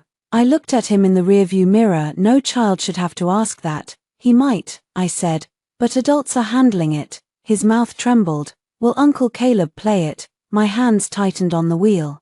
I do not know yet. Noah nodded. Then Lily said softly, I do not want Daddy's mad voice at school. I closed my eyes for 1 second. That was the line. Not Evan's threat, not Tessa's gossip, not Diane's pearls. That sentence, I do not want Daddy's mad voice at school. He had brought the mad voice there himself. If he brought the lie there too, I would not protect him from the sound of his own words. When we got back to Caleb's, I called Rachel from the driveway before unbuckling the kids. He tried to pick them up. Her voice sharpened. Are they safe? Yes, school documented it. Good. Send me the report as soon as you have it. He called me unstable in front of the principal. Excellent. I let out a shocked laugh. Excellent. For the case. Mara, not for your day. I know. Did he threaten you? He said I better be careful tomorrow. Write it down. Was there a witness? A parent nearby might have heard. I do not know her name. Ask the school if cameras cover the pickup area. My stomach turned. Do we need that? We need everything. That evening, Rachel filed an emergency request for temporary communication boundaries and attached the school incident report. Evan's attorney responded with outrage by email, accusing me of manufacturing conflict before the fundraiser. Rachel forwarded it with one line. They are nervous. At 7, Evan posted again. I tried to pick up my kids today. I was blocked. I will never stop fighting. The comments came quickly. This is parental alienation. Stay strong. Document everything. The truth will come out tomorrow. I stared at the last comment. The truth will come out tomorrow. People kept saying that. They had no idea what they were asking for. Caleb came into the living room holding a small black case. Inside was a portable audio interface, cables, and a flash drive. I made 2 copies, he said. One contains the original voicemail file. One contains a playback version that is not edited for content, only converted so the venue system can read it. I documented the conversion. I looked at the case. It felt heavier than it should. Jonah stood behind him. I also printed the transcript. You transcribed it? I asked. Caleb did. I read it and wanted to put my fist through a wall. June gave him a look. He lifted both hands. I did not. Caleb sat across from me. Mara, we need to decide what the trigger is. The trigger. We do not play it just because he speaks. If he talks about school arts, fine. If he talks about fatherhood generally, maybe we leave it. But if he says you took the kids to hurt him, if he says you kept them from him, if he asks that room to judge you based on the lie, then we ask you, you nod or you do not. Your call. My throat tightened. Okay. Jonah looked unhappy. I would prefer a lower trigger. I know, Caleb said. I would prefer he breathes near a microphone and we ruin him. I know. Despite everything. I laughed. The laugh broke into tears halfway through. June sat beside me and put an arm around my shoulders. Oh, honey, I am so tired. I know. I do not want to go tomorrow. Then do not. But I knew I had to, not because Evan deserved confrontation, because my children deserved a mother who did not let lies settle over their lives like dust. After the kids went to bed, Noah came downstairs. He held the stuffed turtle he claimed was not important. Mom, I closed my laptop. What are you doing up? I cannot sleep. I patted the couch. He sat beside me for a While, he said nothing then, if people know Dad said it.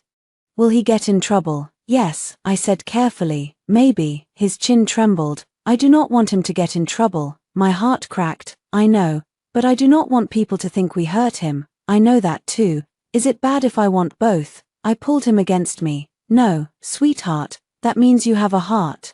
He leaned into me, I rested my cheek on his hair and stared at the dark window. That was the cruelty of men like Evan.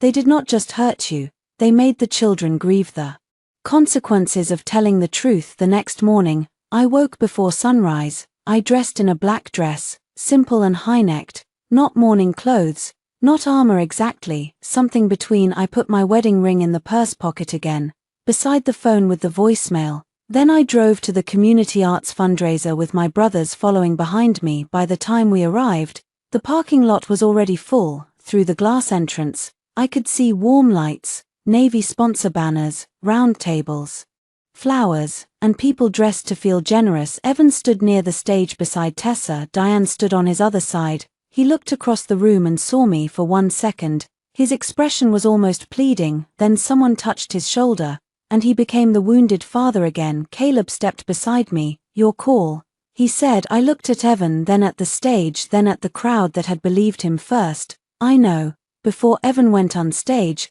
his lawyer tried one last time. I had just checked my coat.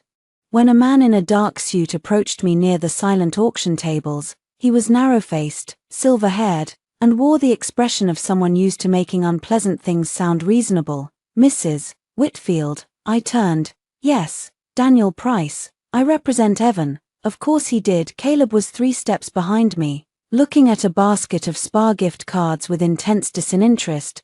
Jonah stood near the entrance, scanning the room like he expected the curtains to attack. I kept my voice polite. Mr. Price, I hoped we could speak briefly before tonight's program. My attorney is not here. This is not a legal discussion. I smiled. Then it should be easy to have it another time. His mouth tightened. He lowered his voice. Your husband is trying to avoid a public disaster. My husband is scheduled to speak into a microphone. Yes, about fatherhood, about community. There is no need to escalate. I looked past him. Evan stood under the sponsor banner, accepting sympathy from a woman I recognized from the PTA auction committee. Tessa watched him with a hand resting lightly on his sleeve. Diane dabbed under one eye with a tissue, though no tear had fallen. A public disaster was already dressed and mingling. Daniel Price took a folded paper from his inner jacket pocket. I have a simple mutual non-disparagement agreement. I looked at the paper, then at him. You brought paperwork to a school fundraiser. It protects both parties. Caleb moved closer. Does it? Daniel glanced at him. And you are her brother. I am speaking with Mrs. Whitfield. No, I said. You are trying to isolate Mrs. Whitfield. Daniel's lips thinned. I took the paper, unfolded it, and scanned the first paragraph. It was only 1 page, but the language was dense. Neither party would share, play, publish, distribute, or reference private recordings, messages, or marital communications in any public or semi-public setting. Violation could be considered harmful to the minor children and relevant to custody proceedings. My hand went cold. He was trying to gag the voicemail minutes before Evan spoke. I folded the paper and handed it back. No, Daniel did not take it. I would think carefully. Courts do not favor parents who publicly air conflict. Courts also do not favor parents who create false public narratives and then try to suppress direct evidence. His eyes sharpened. You sound coached. I sound represented. Caleb made a small noise that might have been a laugh. Daniel took the paper back. Mrs. Whitfield, if you embarrass my client tonight, it will not help you. If your client tells the truth, there will be nothing to embarrass him. Do you understand that your children may one day learn you chose revenge over discretion? The words hit, but they did not land where he wanted. I looked toward the hallway where children's art had been displayed for the fundraiser. Noah had a painting there, a blue and green fox with enormous ears. Lily's preschool class had made handprint flowers. My children already learned their father can tell one story at home and another in public. I said, I am trying to make sure they also learn truth matters. Daniel stared at me, then he stepped back. This is unfortunate. No, Caleb said quietly. This is overdue. Daniel returned to Evan. I watched him lean in and speak. Evan's eyes cut to me, then to Caleb, then to Jonah. Fear again. Tessa followed his gaze. Her expression was no longer soft, it was tight. Anxious, calculating. She knew maybe not all of it, but enough. A bell chimed near the stage, inviting everyone to take seats. The fundraiser was held in a renovated community hall near the school, with exposed beams, polished floors, and walls covered in student artwork. Round tables filled the main room. A small stage stood at the front beneath the Whitfield and Low sponsor banner. I sat at a table near the back with Caleb, Jonah, June, and Rachel's paralegal, who had come as an observer on Rachel's advice. Her name was Amira, and she looked young enough to be underestimated, which I suspected was useful in her line of work. "You okay?" June asked. "No." "Good answer." I looked at her and smiled faintly across the room. Diane stared at me like I had arrived carrying a match. Maybe I had. The program began with Principal Hargrove thanking donors. Children from the choir sang 2 songs. A local artist spoke about after-school programs.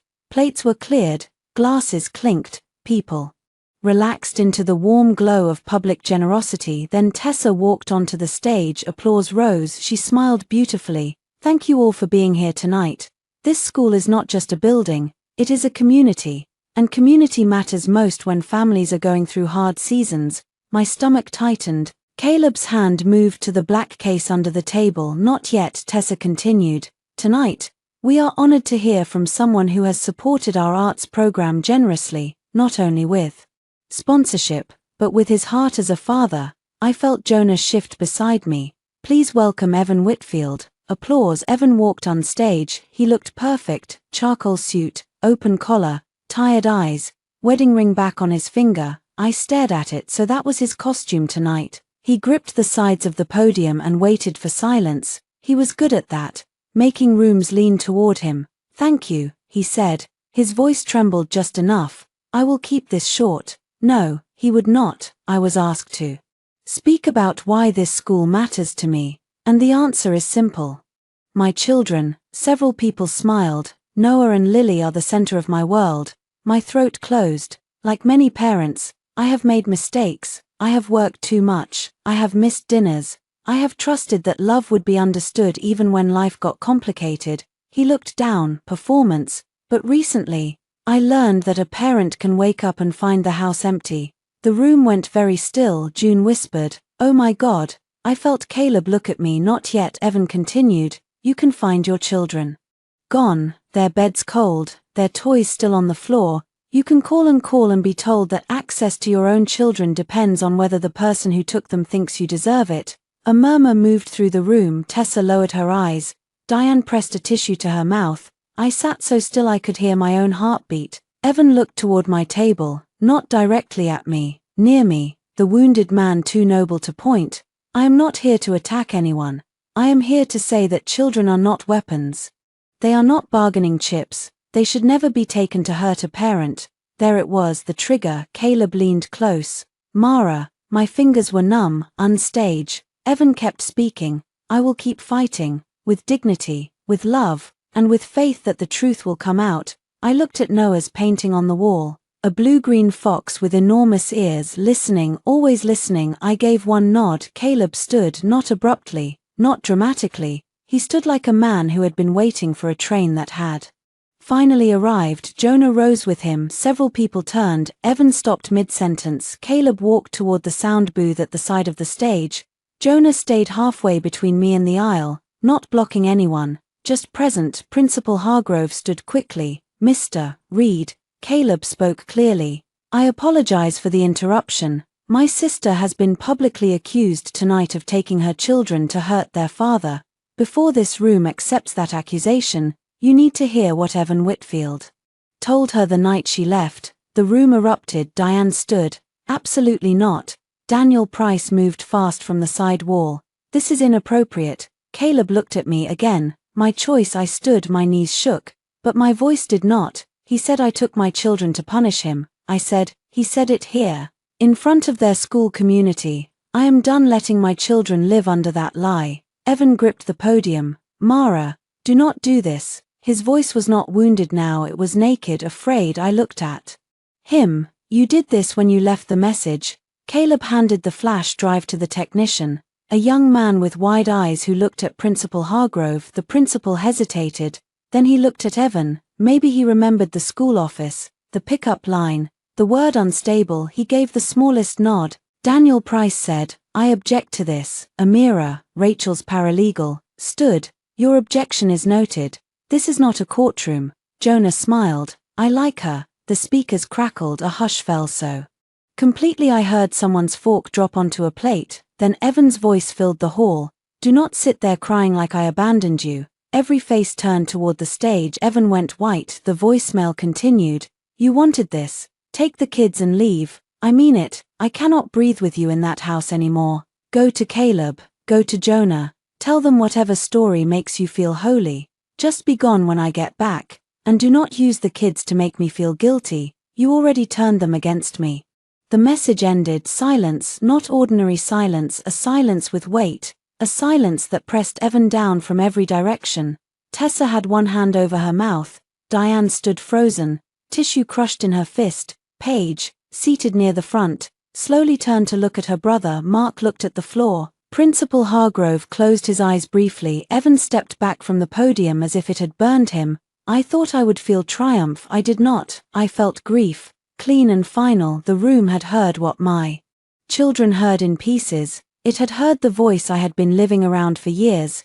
It had heard the difference between a father deprived of his children and a man who ordered them gone, then wept when people watched. Evan looked at me. That was private. I walked toward the stage. Each step felt like crossing a bridge that burned behind me. When I reached the front, I did not climb onto the stage. I stood below it and looked up at him.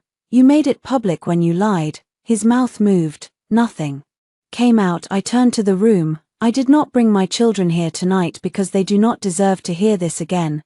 But some of your children have repeated things adults said." My son asked if people would stop saying he did not love his father if they heard the truth. A woman at the front table covered her mouth. I kept going. "I left because Evan told us to leave. I stayed gone because my children were scared. I asked for written communication and structure because they deserve calm. Not because I want revenge, not because I want to erase their father, because I am their mother, and protecting them is not cruelty." My voice shook on the last word. I let it. Then I looked at Evan one final time. "You told everyone I took the kids to hurt you. What you meant was that I stopped letting you hurt us quietly." No one clapped. Good. This was not a performance, it was a burial. I turned and walked back to my table. Caleb removed the flash drive. Jonah put a hand on my shoulder. June was crying openly. Amira typed something into her phone behind me. Evan said into the microphone. I was angry. No one answered. He tried again. It was one message. Principal Hargrove stepped onto the stage. His face was pale, but his voice was firm. "I think we will take a short break." The room moved at once. Chairs scraped. People whispered. Some avoided my eyes. Others looked at me with the stunned shame of those who had believed too quickly. Tessa walked toward a side exit. Jonah started to move. I touched his arm. "No." But she, "Let her run." Evan came off the stage and crossed toward me. Daniel Price caught his sleeve. Evan shook him off. "Mara," he said. Caleb stepped between us. I moved around Caleb just enough to be seen.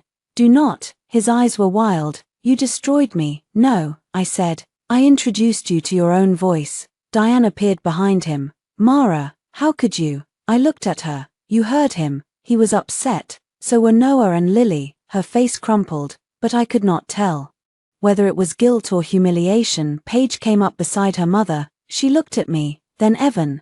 "Did you tell them to leave?" she asked him. Evan stared at her. "Paige, not now." "Did you?" His silence answered. Paige stepped back. That was another cost. Family doubt. The room that had been his stage became something else. A place where every exit looked too far away. My phone buzzed. Rachel. "Amira just briefed me. Do not speak to Evan further. Leave if you can. Tomorrow morning we file." I showed Caleb. He nodded. "We go." As we walked toward the exit, people parted, not like I was dangerous, like they were ashamed. Near the door, Mrs. Alvarez touched my arm. "I am sorry," she said quietly. I looked at her. "For what Noah heard at school," she added. "We will address it." I nodded once. "Thank you." Outside, the night air was cold and sharp. Jonah let out a long breath. "Holy hell." June hugged me from the side. You did it. But I did not feel like someone who had done a thing. I felt like someone who had stopped holding a door closed and let everyone see the fire across the parking lot. Evan burst out of the hall. Mara. Caleb turned. Evan stopped several yards away under the parking lot lights. He looked younger, or maybe smaller. You cannot use one bad night to take my family, he said. I opened my car door. One bad night did not take your family. I said, it recorded you telling it to leave. Then I got into the car and drove away. Behind me, Evan stood alone in the lot, his voice finally unable to reach me the morning after the fundraiser. My phone looked like it had survived a storm. Missed calls, text messages, social media notifications, emails from people who had not spoken to me in months and suddenly needed me to know they had always wondered about Evan. They had not. People loved to claim they had seen the truth all along once someone else paid the cost of revealing it. I ignored almost everyone. The only messages I answered were from Rachel, the school, and Paige. Paige wrote at 7:18 a.m. I am sorry, I did not know. I should have asked you. I stared at the words while Lily ate waffles at Caleb's table and Noah read the back of the cereal box with exaggerated focus. I typed back, thank you for saying that. The children do not need adult details. Please do not discuss this with them, she replied. I won't, I promise. A small mercy. Diane did not text. Evan did. You had no right. Then you turned everyone against me. Then call me. We need to fix this before lawyers make it worse. Then, 2 minutes later, Mara, please. I saved every message. Rachel called at 9. You okay? She asked. Define okay. Are the children physically safe? Are you safe? Yes. Then we work with the rest. I heard papers moving on her end. We are filing today for temporary orders. The fundraiser recording helps. But we will be careful. We are not framing it as public revenge, we are framing it as rebuttal after public false allegations. Will the court care that it happened at a fundraiser? The court will care why it happened. What was said before it, and whether the children were present. They were not. That matters. I looked toward the living room where Noah was showing Lily how to fold a paper airplane. Evan keeps saying I destroyed him. Rachel's voice cooled.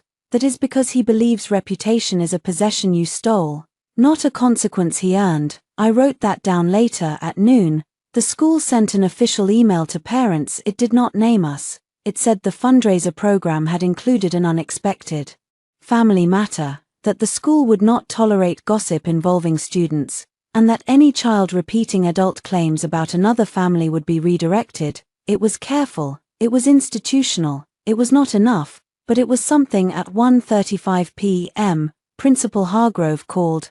I wanted to speak directly, he said. I am sorry for how this reached our community. I sat on Caleb's back porch with a blanket around my shoulders. Thank you. We should have been more cautious after the first incident. Yes, I said. He absorbed that without defending himself. My respect for him rose a little. We are removing parent speakers from future fundraiser programs unless reviewed in advance. He continued, Ms. Vale has stepped down from committee duties for the remainder of the year. I closed my eyes. Tessa's first real cost. Was that voluntary? A pause. She offered after we discussed boundaries. So no good. What about the pickup procedure? It remains written authorization only until there is a court order. Thank you. After I hung up, I sat very still. Justice did not always arrive as thunder. Sometimes it arrived as an administrative email and a volunteer being quietly removed from a committee. Jonah came outside with coffee. Good news. Tessa stepped down. His grin was immediate. I hope she steps on a Lego. Jonah, a small one, barefoot. I am generous. I laughed despite myself. Then the laughter faded. What? He asked. I thought I would feel better. You will. Not all at once. I wrapped both hands around the mug. Everyone heard him. But the kids still heard him first. Jonah sat beside me. Yeah, I cannot undo that. No, but you can make sure nobody teaches them to doubt what they heard. That was the work now, not revenge. Repair. The emergency hearing was set for Wednesday morning. Evan's side objected to everything. Rachel expected that. She spent Monday and Tuesday preparing me with the patience of a woman teaching someone how not to apologize for breathing. Answer only what is asked, she said in her office. Do not argue with Evan. Do not look to him for emotional cues. If his attorney tries to make you sound vindictive, Come back to the children's well-being and the timeline. What if they ask why I played the voicemail publicly? Say the truth. He publicly accused you of taking the children to hurt him. The children were being affected by that narrative at school. You responded with the direct evidence after repeated private and written attempts failed. I nodded. Rachel studied me. Mara, you are allowed to be angry. Just do not let them make anger the whole story. What is the whole story? That you acted to protect your children, and Evan acted to protect his image. At the courthouse Wednesday, Evan looked like he had not slept. I hated that. I noticed he sat across the hallway with Daniel Price. Diane sat beside him, rigid and pale. Tessa was not there. His wedding ring was gone again. Rachel followed my gaze.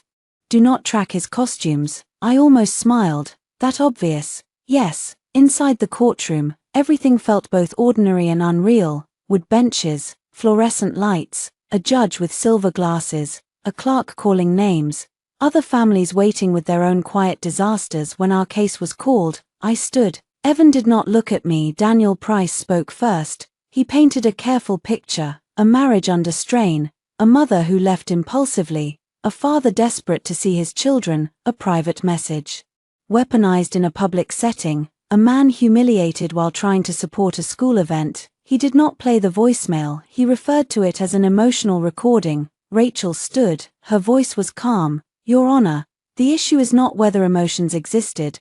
The issue is whether Mr. Whitfield made repeated false claims that my client removed the children to punish him, while omitting that he explicitly instructed her to take the children and leave. She walked the court through the timeline. 11:42 p.m. Conflict, voicemail shortly after midnight. Mara and children arrive at Caleb Reed's house. Family group accusation at 8:03 a.m. School contact, proposed agreement implying wrongful removal. Video call where Evan asked Noah to tell his mother he wanted to come home. Missed scheduled call, unscheduled school pickup. Public fundraiser speech. Facts, no adjectives. The judge listened. Then Rachel asked to submit the voicemail transcript and preservation statement. Daniel objected. The judge allowed it for temporary purposes. Evan looked at the table. The courtroom did not play the recording aloud. It did not need to. The transcript lay in front of the judge. Black words on white paper. Take the kids and leave. Just be gone when I get back. Do not use the kids to make me feel guilty. I watched the judge read it. Her face did not change much, but her pen stopped moving for a moment. That moment mattered. When I testified, Daniel tried to make me sound calculated. You saved the voicemail immediately, correct? Yes. You forwarded it to others. I forwarded it to my email and later to my brother for preservation. So within hours, you were preparing to use it against your husband.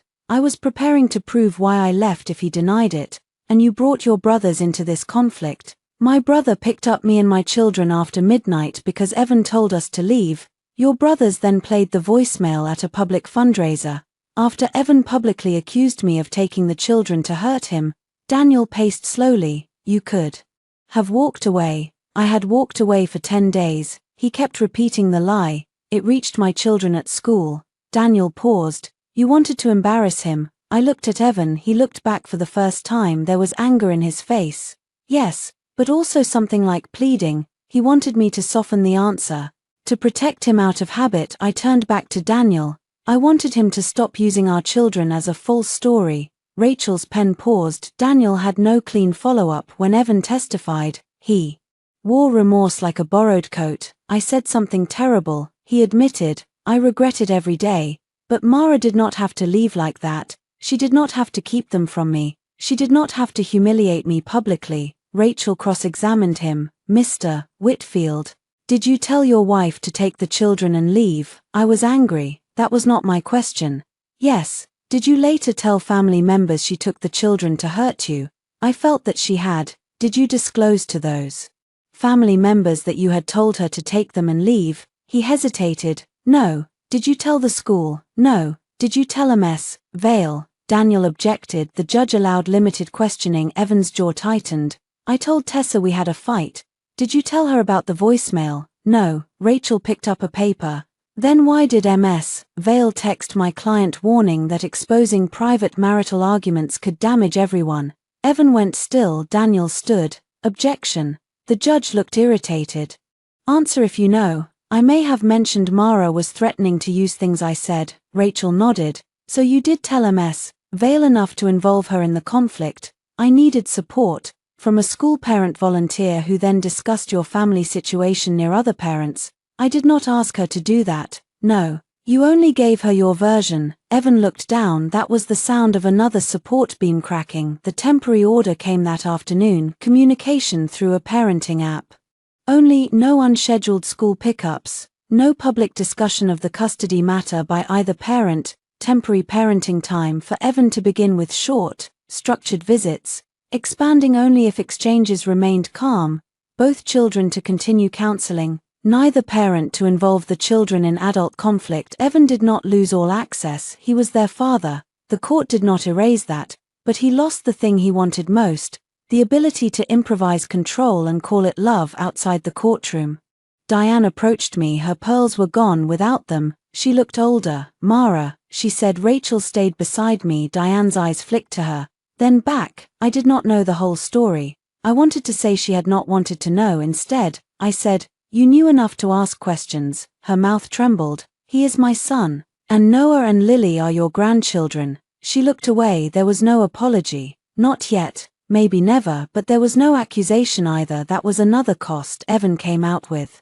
Daniel behind him, he looked at the temporary order in his hand like it was written in a language he hated. When he saw me, he walked over. Rachel said, Mr. Whitfield, any communication should go through the app. He ignored her. Mara, please. My body reacted to that word, not with longing, with exhaustion. Evan, I said, do not. His eyes reddened.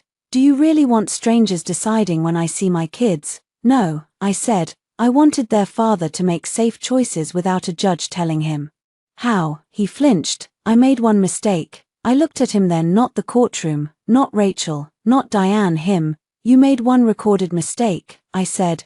There were years before it. His face folded for 1 second, then anger returned because anger was easier. You are going to regret this when they ask why you broke our family. I stepped closer. They will ask, I said, and when they are old enough, I will tell them I did not break it. I stopped making them live inside the breaking, then I walked away with Rachel that evening. I returned to Caleb's house with the temporary order in my bag. Noah and Lily were at the kitchen table painting. Lily looked up. Did the judge yell? No, baby, Noah asked. Did Dad get in trouble? I sat between them. The judge made rules so everyone knows what to do. Noah dipped his brush into blue paint. Rules are good. I smiled sadly. Sometimes they are. He painted for a moment, then he said, do we have to go back to the old house? No. Lily looked up quickly. Ever. I touched her cheek. Not to live. Her shoulders relaxed. That was the verdict that mattered most.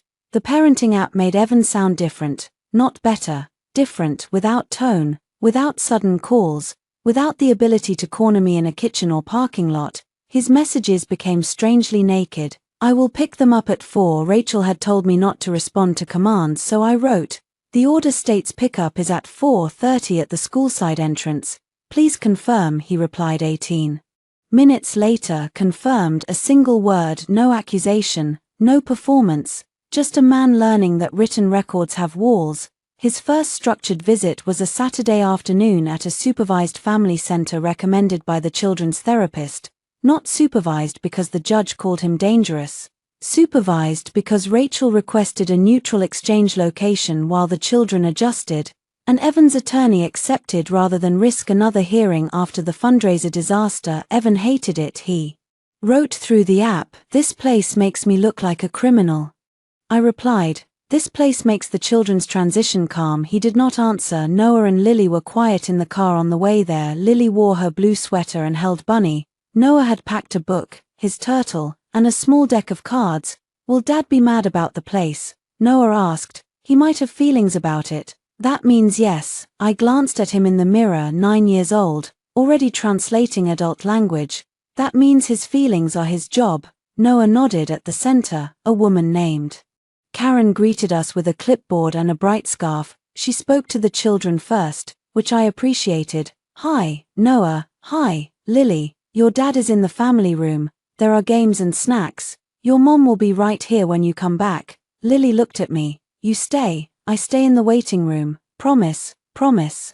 When Evan arrived, he looked at the room, the clipboard, Karen's gentle smile, and me sitting by the window. Humiliation moved across his face. Then he saw the kids and forced a smile. Hey, my loves. Lily stayed behind Noah. Noah said, "Hi, Dad." Evan crouched. "Come here." Noah did, but slowly. Evan hugged him too hard. Noah's eyes found mine over Evan's shoulder. I kept my face calm. Lily allowed a hug only after Karen suggested they go see the games. When the door closed behind them, I sat in the waiting room with my hands folded so tightly my fingers ached. Karen came out 20 minutes later.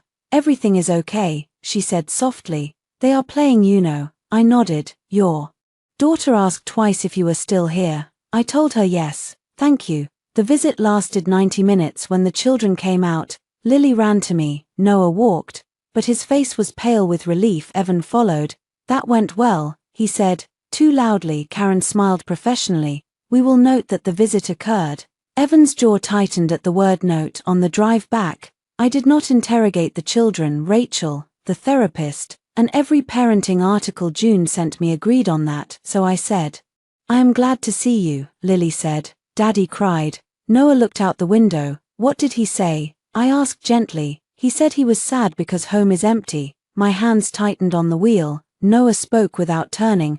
"I told him he should get a plant." A laugh burst out of me before I could stop it. Then Lily giggled. Then Noah smiled a little. It was the first time Evan's sadness had entered the car and not swallowed all the air. That was what boundaries did. They did not erase pain, they kept pain in its proper seat. Over the next 2 weeks, Evan's life continued shrinking. Whitfield and Lowe removed the fundraiser photos from its company page. Then they posted a bland statement about respecting family privacy. Then Evan's partner, Grant Lowe, contacted Rachel's office requesting assurance that no company funds had been used in connection with the family dispute. Rachel told him company concerns should go through appropriate counsel. I did not know whether Evan's job was truly at risk, and I did not ask. This was not a story where I needed him poor to feel free, but I noticed when his company stopped appearing as a sponsor for the spring auction. I noticed when Tessa's name disappeared from the committee email list.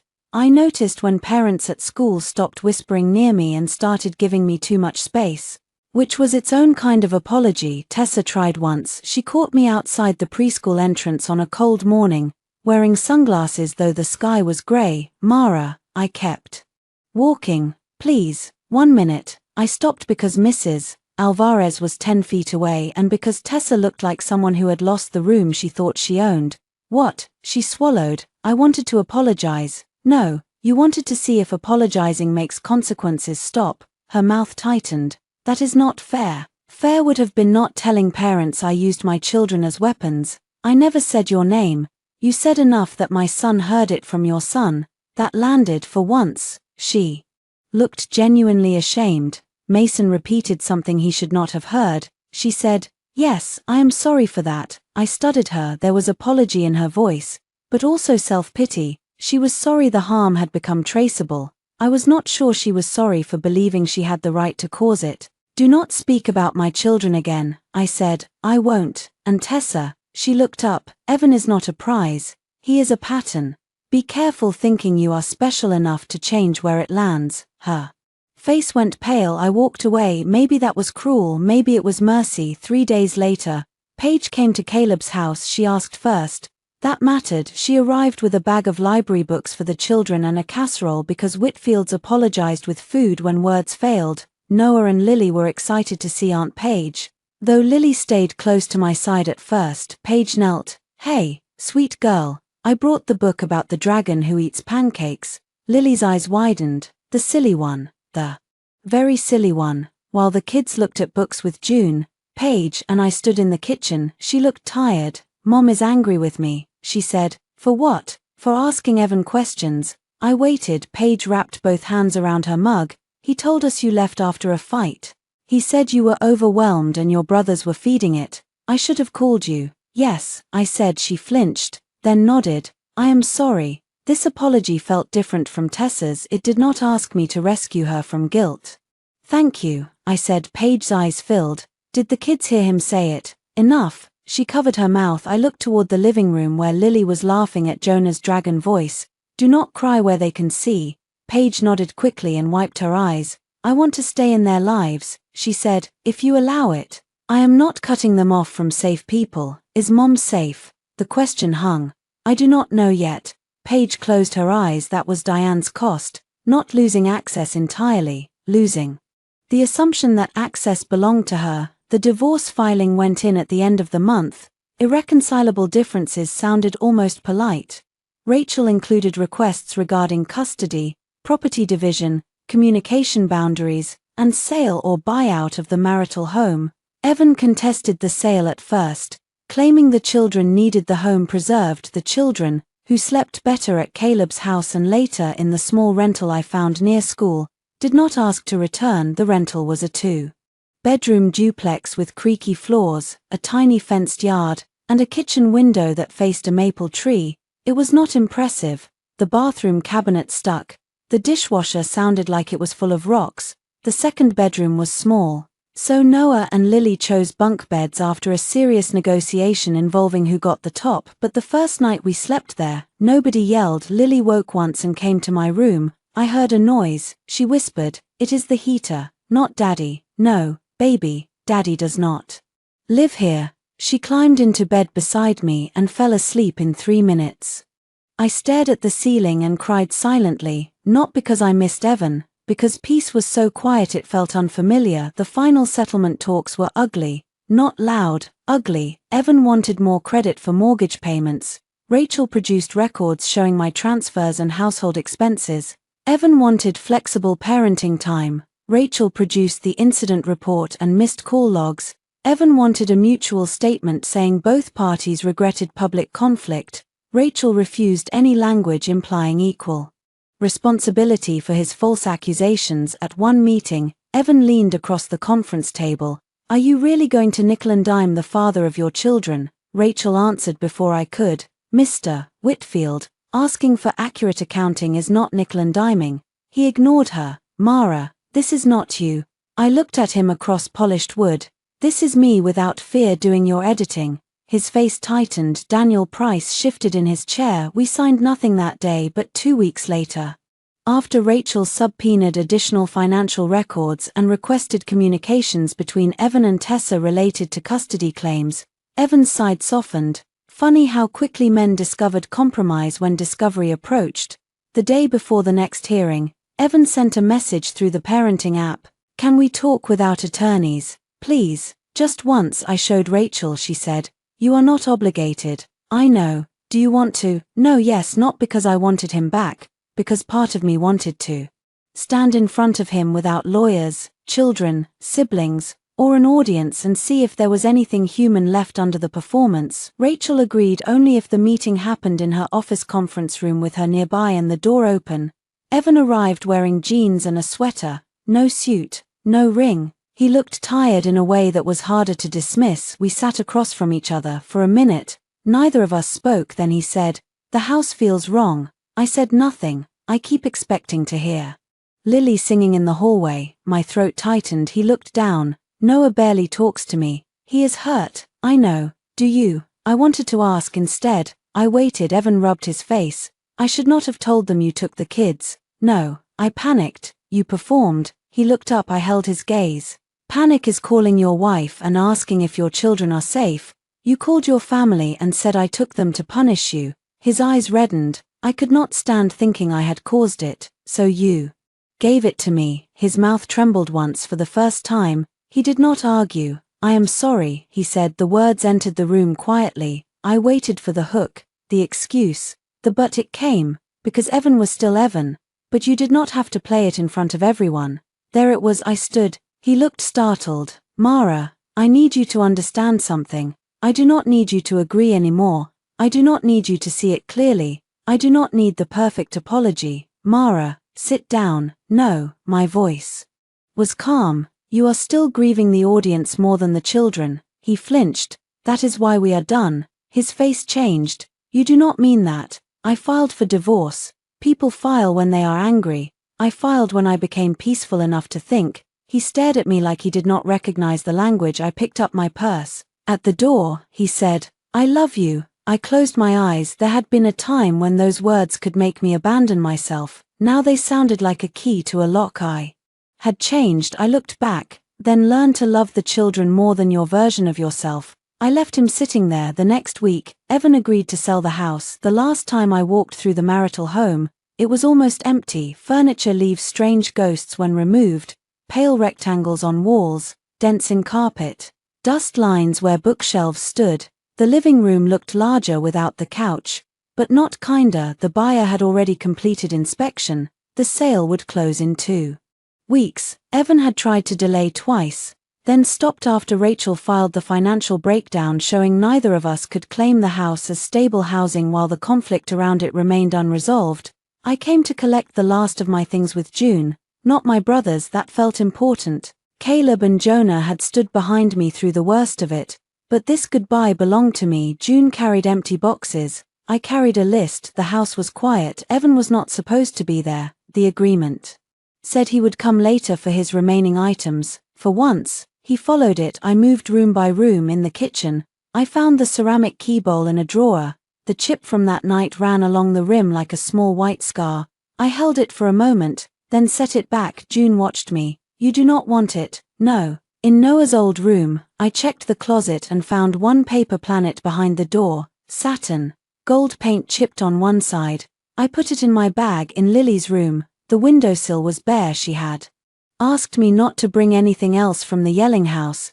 That was what she called it now in therapy. The yelling house, not home. Children named things honestly when adults let them. In the primary bedroom, I opened my old nightstand. Empty, except for a receipt, a dried-out pen, and a folded paper stuck behind the drawer. I pulled it free. It was a drawing Noah had made when he was 5, for stick figures under a square yellow sun. Dad, Mom, Noah, Lily written in uneven letters. The mother figure had enormous hair, the father figure had long arms. Everyone smiled. I sat on the edge of the stripped mattress platform and let myself cry. June sat beside me. She did not tell me the drawing was just a drawing. She did not tell me to be strong. She knew grief was not proof of regret. I wanted them to have this.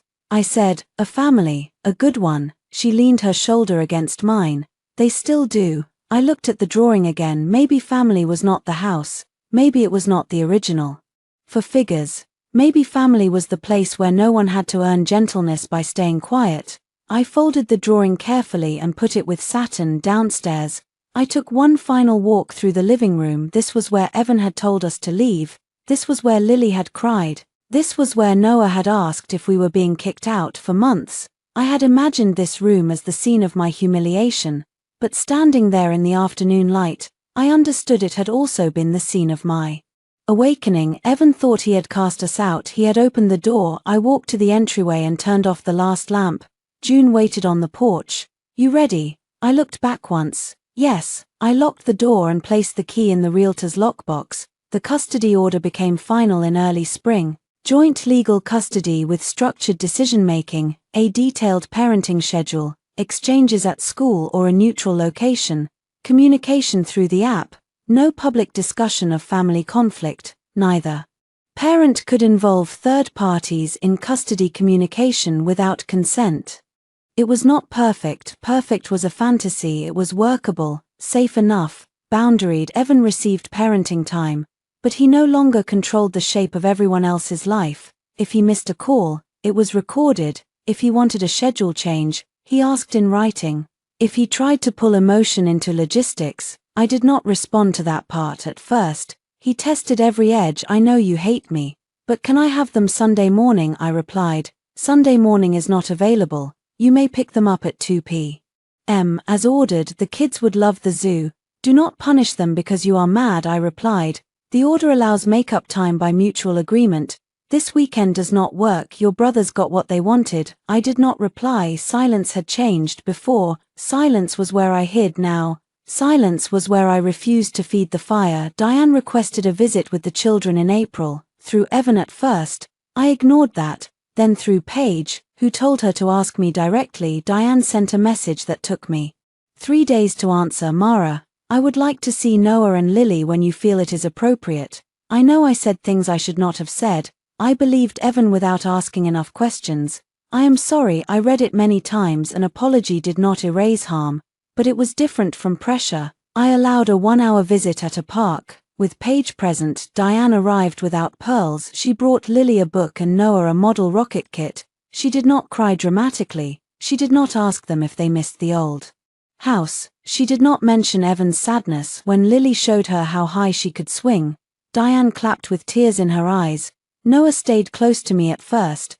Then he let Diane help him open the rocket kit. It was not forgiveness, it was supervised rebuilding. That was enough. Tessa disappeared from the school ecosystem with the quiet efficiency of someone who understood public warmth had turned cold. I heard from June, who heard from another parent, that Tessa had transferred Mason to a different soccer league after several parents complained about gossip. Evan stopped mentioning her. Whether she left him or he blamed her, I did not care. But one evening in May, after a school concert, I saw her across the parking lot. She looked at me for a second. I thought she might come over. She did not. She took Mason's hand and walked away. Some endings did not need dialogue. Evan's ending was slower. He did not lose his job, but he lost the easy admiration attached to it. Whitfield and Lowe kept him off school-facing sponsorships. Grant Lowe handled community events. At pickup, parents were polite to Evan, but not warm. Men who had once clapped his shoulder now nodded from a distance.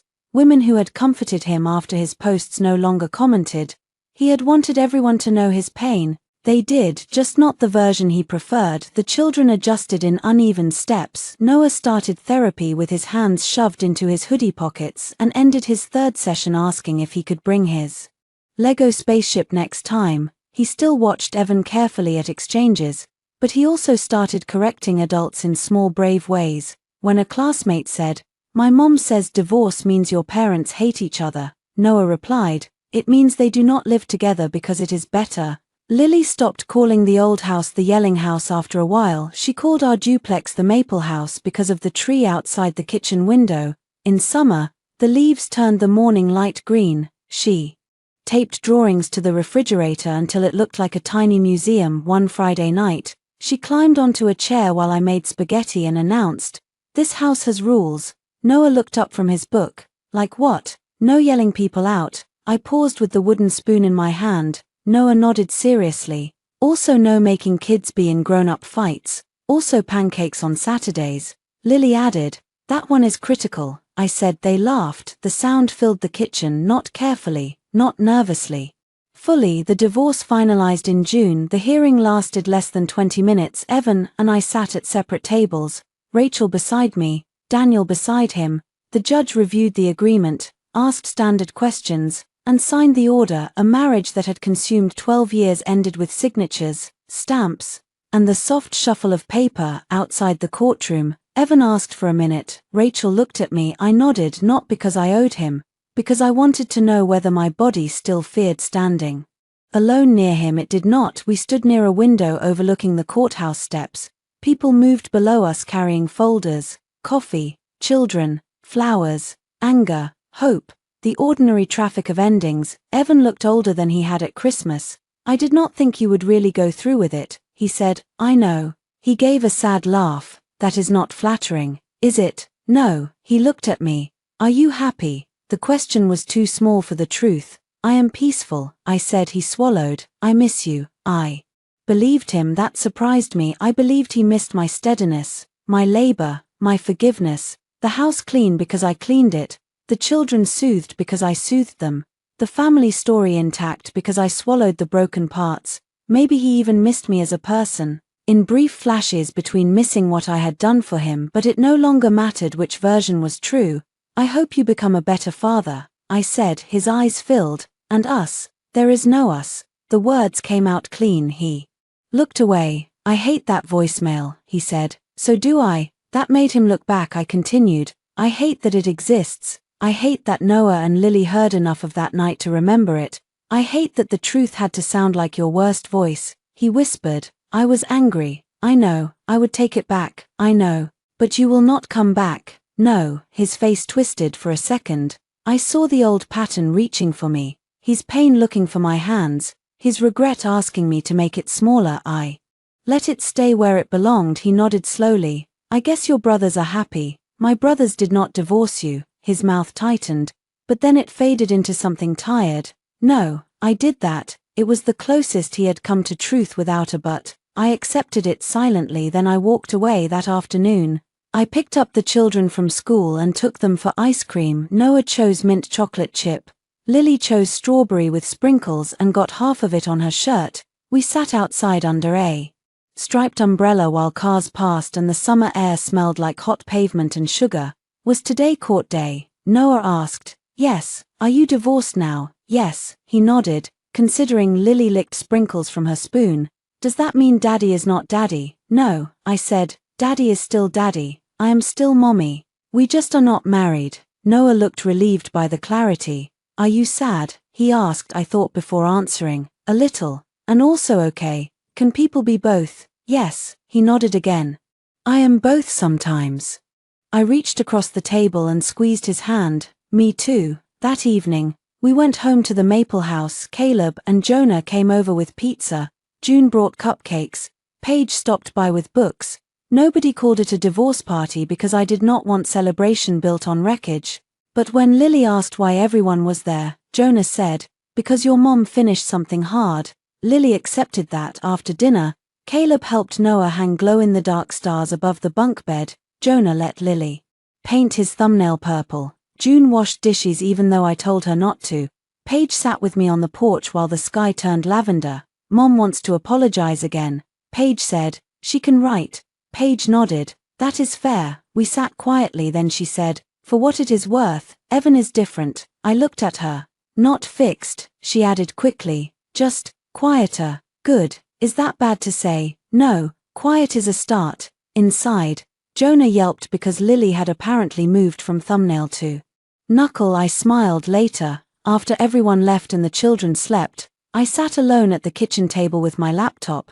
There was one folder I had not opened in months. Evidence. I clicked it. Inside were screenshots, PDFs, financial records, school emails, legal letters, audio files, and the voicemail. The file name was still a string of numbers. I did not play it. I did not need to. For a long time, that voicemail had felt like a weapon I carried because no one would believe my empty hands. Now it felt like a locked door behind me. Proof. Yes, but not home. I created a new folder, archived. I moved everything into it. Then I closed the laptop. From the hallway, Lily murmured in her sleep.